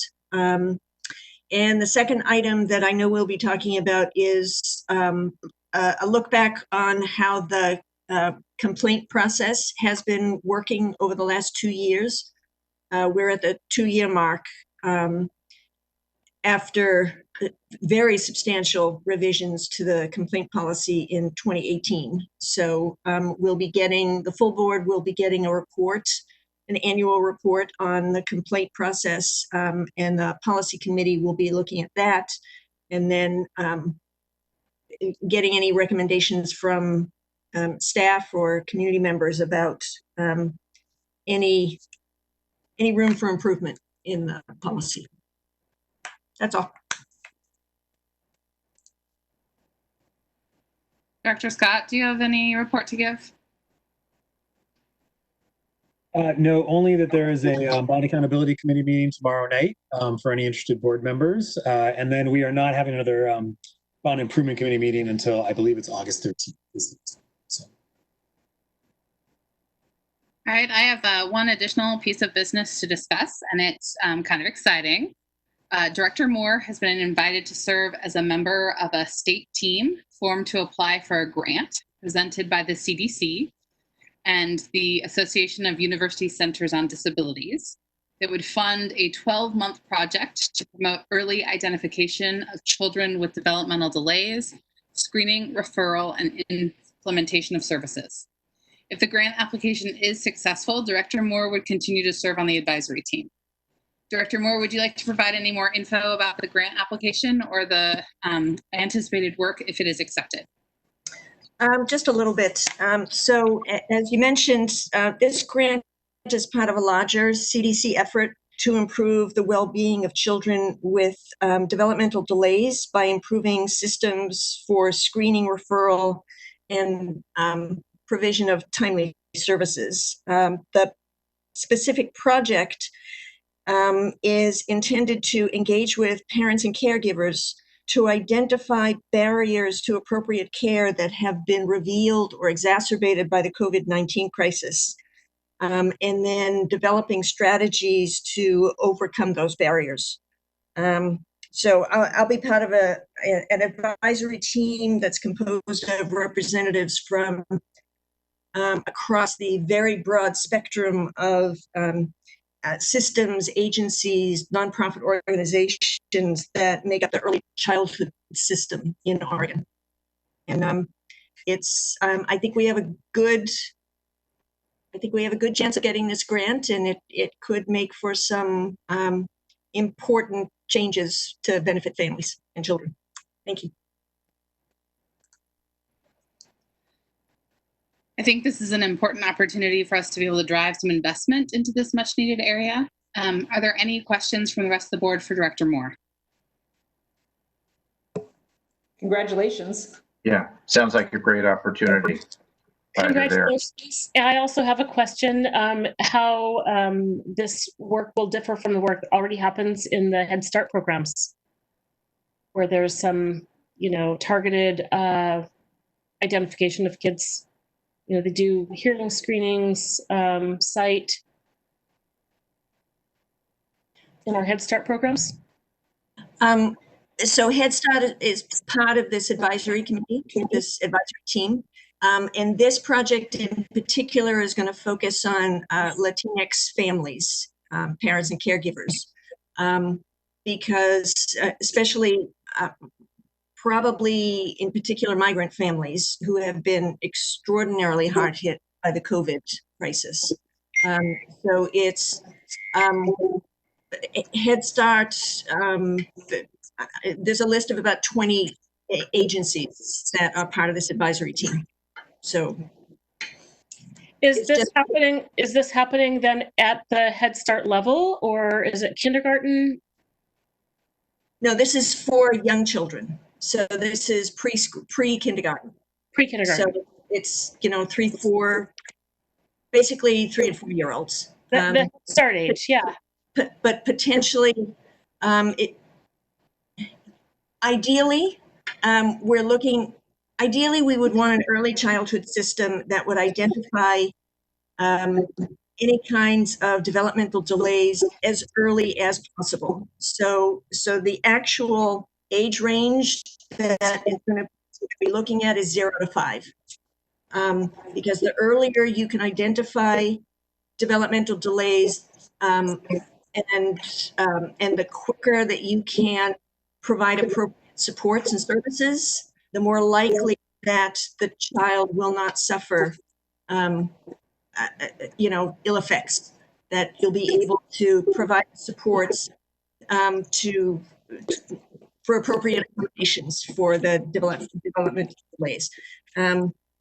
So that's it. I mean, the focus is going to be on trying to improve the system, preventative systems, and intervention systems, and in particular focused on Latinx families. Thank you. Well, hearing all of your congratulations to Director Moore, I consider the board to have agreed that Director Moore will fulfill this role on the grant application and if funded, the advisory team. Congratulations, Rita. All right, is there any other business tonight before we adjourn? Director Bailey? Yeah, very quickly. I sat in on a Benson work group meeting. As you know, Benson will, in anticipation of the bond passing, thinking optimistically here, Benson will move to the Marshall campus while that school is rebuilt. Work has already started on the main Marshall building to accommodate them. There's another small building that will be built for CTE space for the program. That building was coming in a bit over budget, so our staff went to work and trimmed out basically non-essential, non-classroom space to slightly shrink the footprint of the building. So now it's back on budget. Great work, staff. Secondly, I just got to tour the Madison construction site, again, wearing properly masked and social distance. With a couple of our architects and one of our staff people from OSM, Jesse. That's, again, that construction is on a tight timeline, but still on pace to open up in a year. It's going to be great. And again, the timeline wouldn't be so tight except for delays from the city of Portland in the permitting process that were head scratchers, frankly. The other slight issue that's impacted the timeline is COVID. And the day after I was there, and thank you, Dan, again for the courtesy call, an iron worker tested positive, nowhere near where we were, and actually isolated from a lot of the other workers in terms of where their workspace was. But again, there's still some cushion there for some potential delays like that. But it's going to be a great building. Finally, talking to the architects, kind of like what are the lessons learned from this? And the architects were unanimous. If we can build a new building as opposed to remodeling, things go a lot smoother. That's been a real challenge on that site. That's all. Thanks. Thank you, Director Bailey. All right, I think that brings us to a close. The next meeting of the board will be held August 11th at 6 p.m. And this meeting is now officially adjourned, only 40 minutes past time. Have a good night, everybody.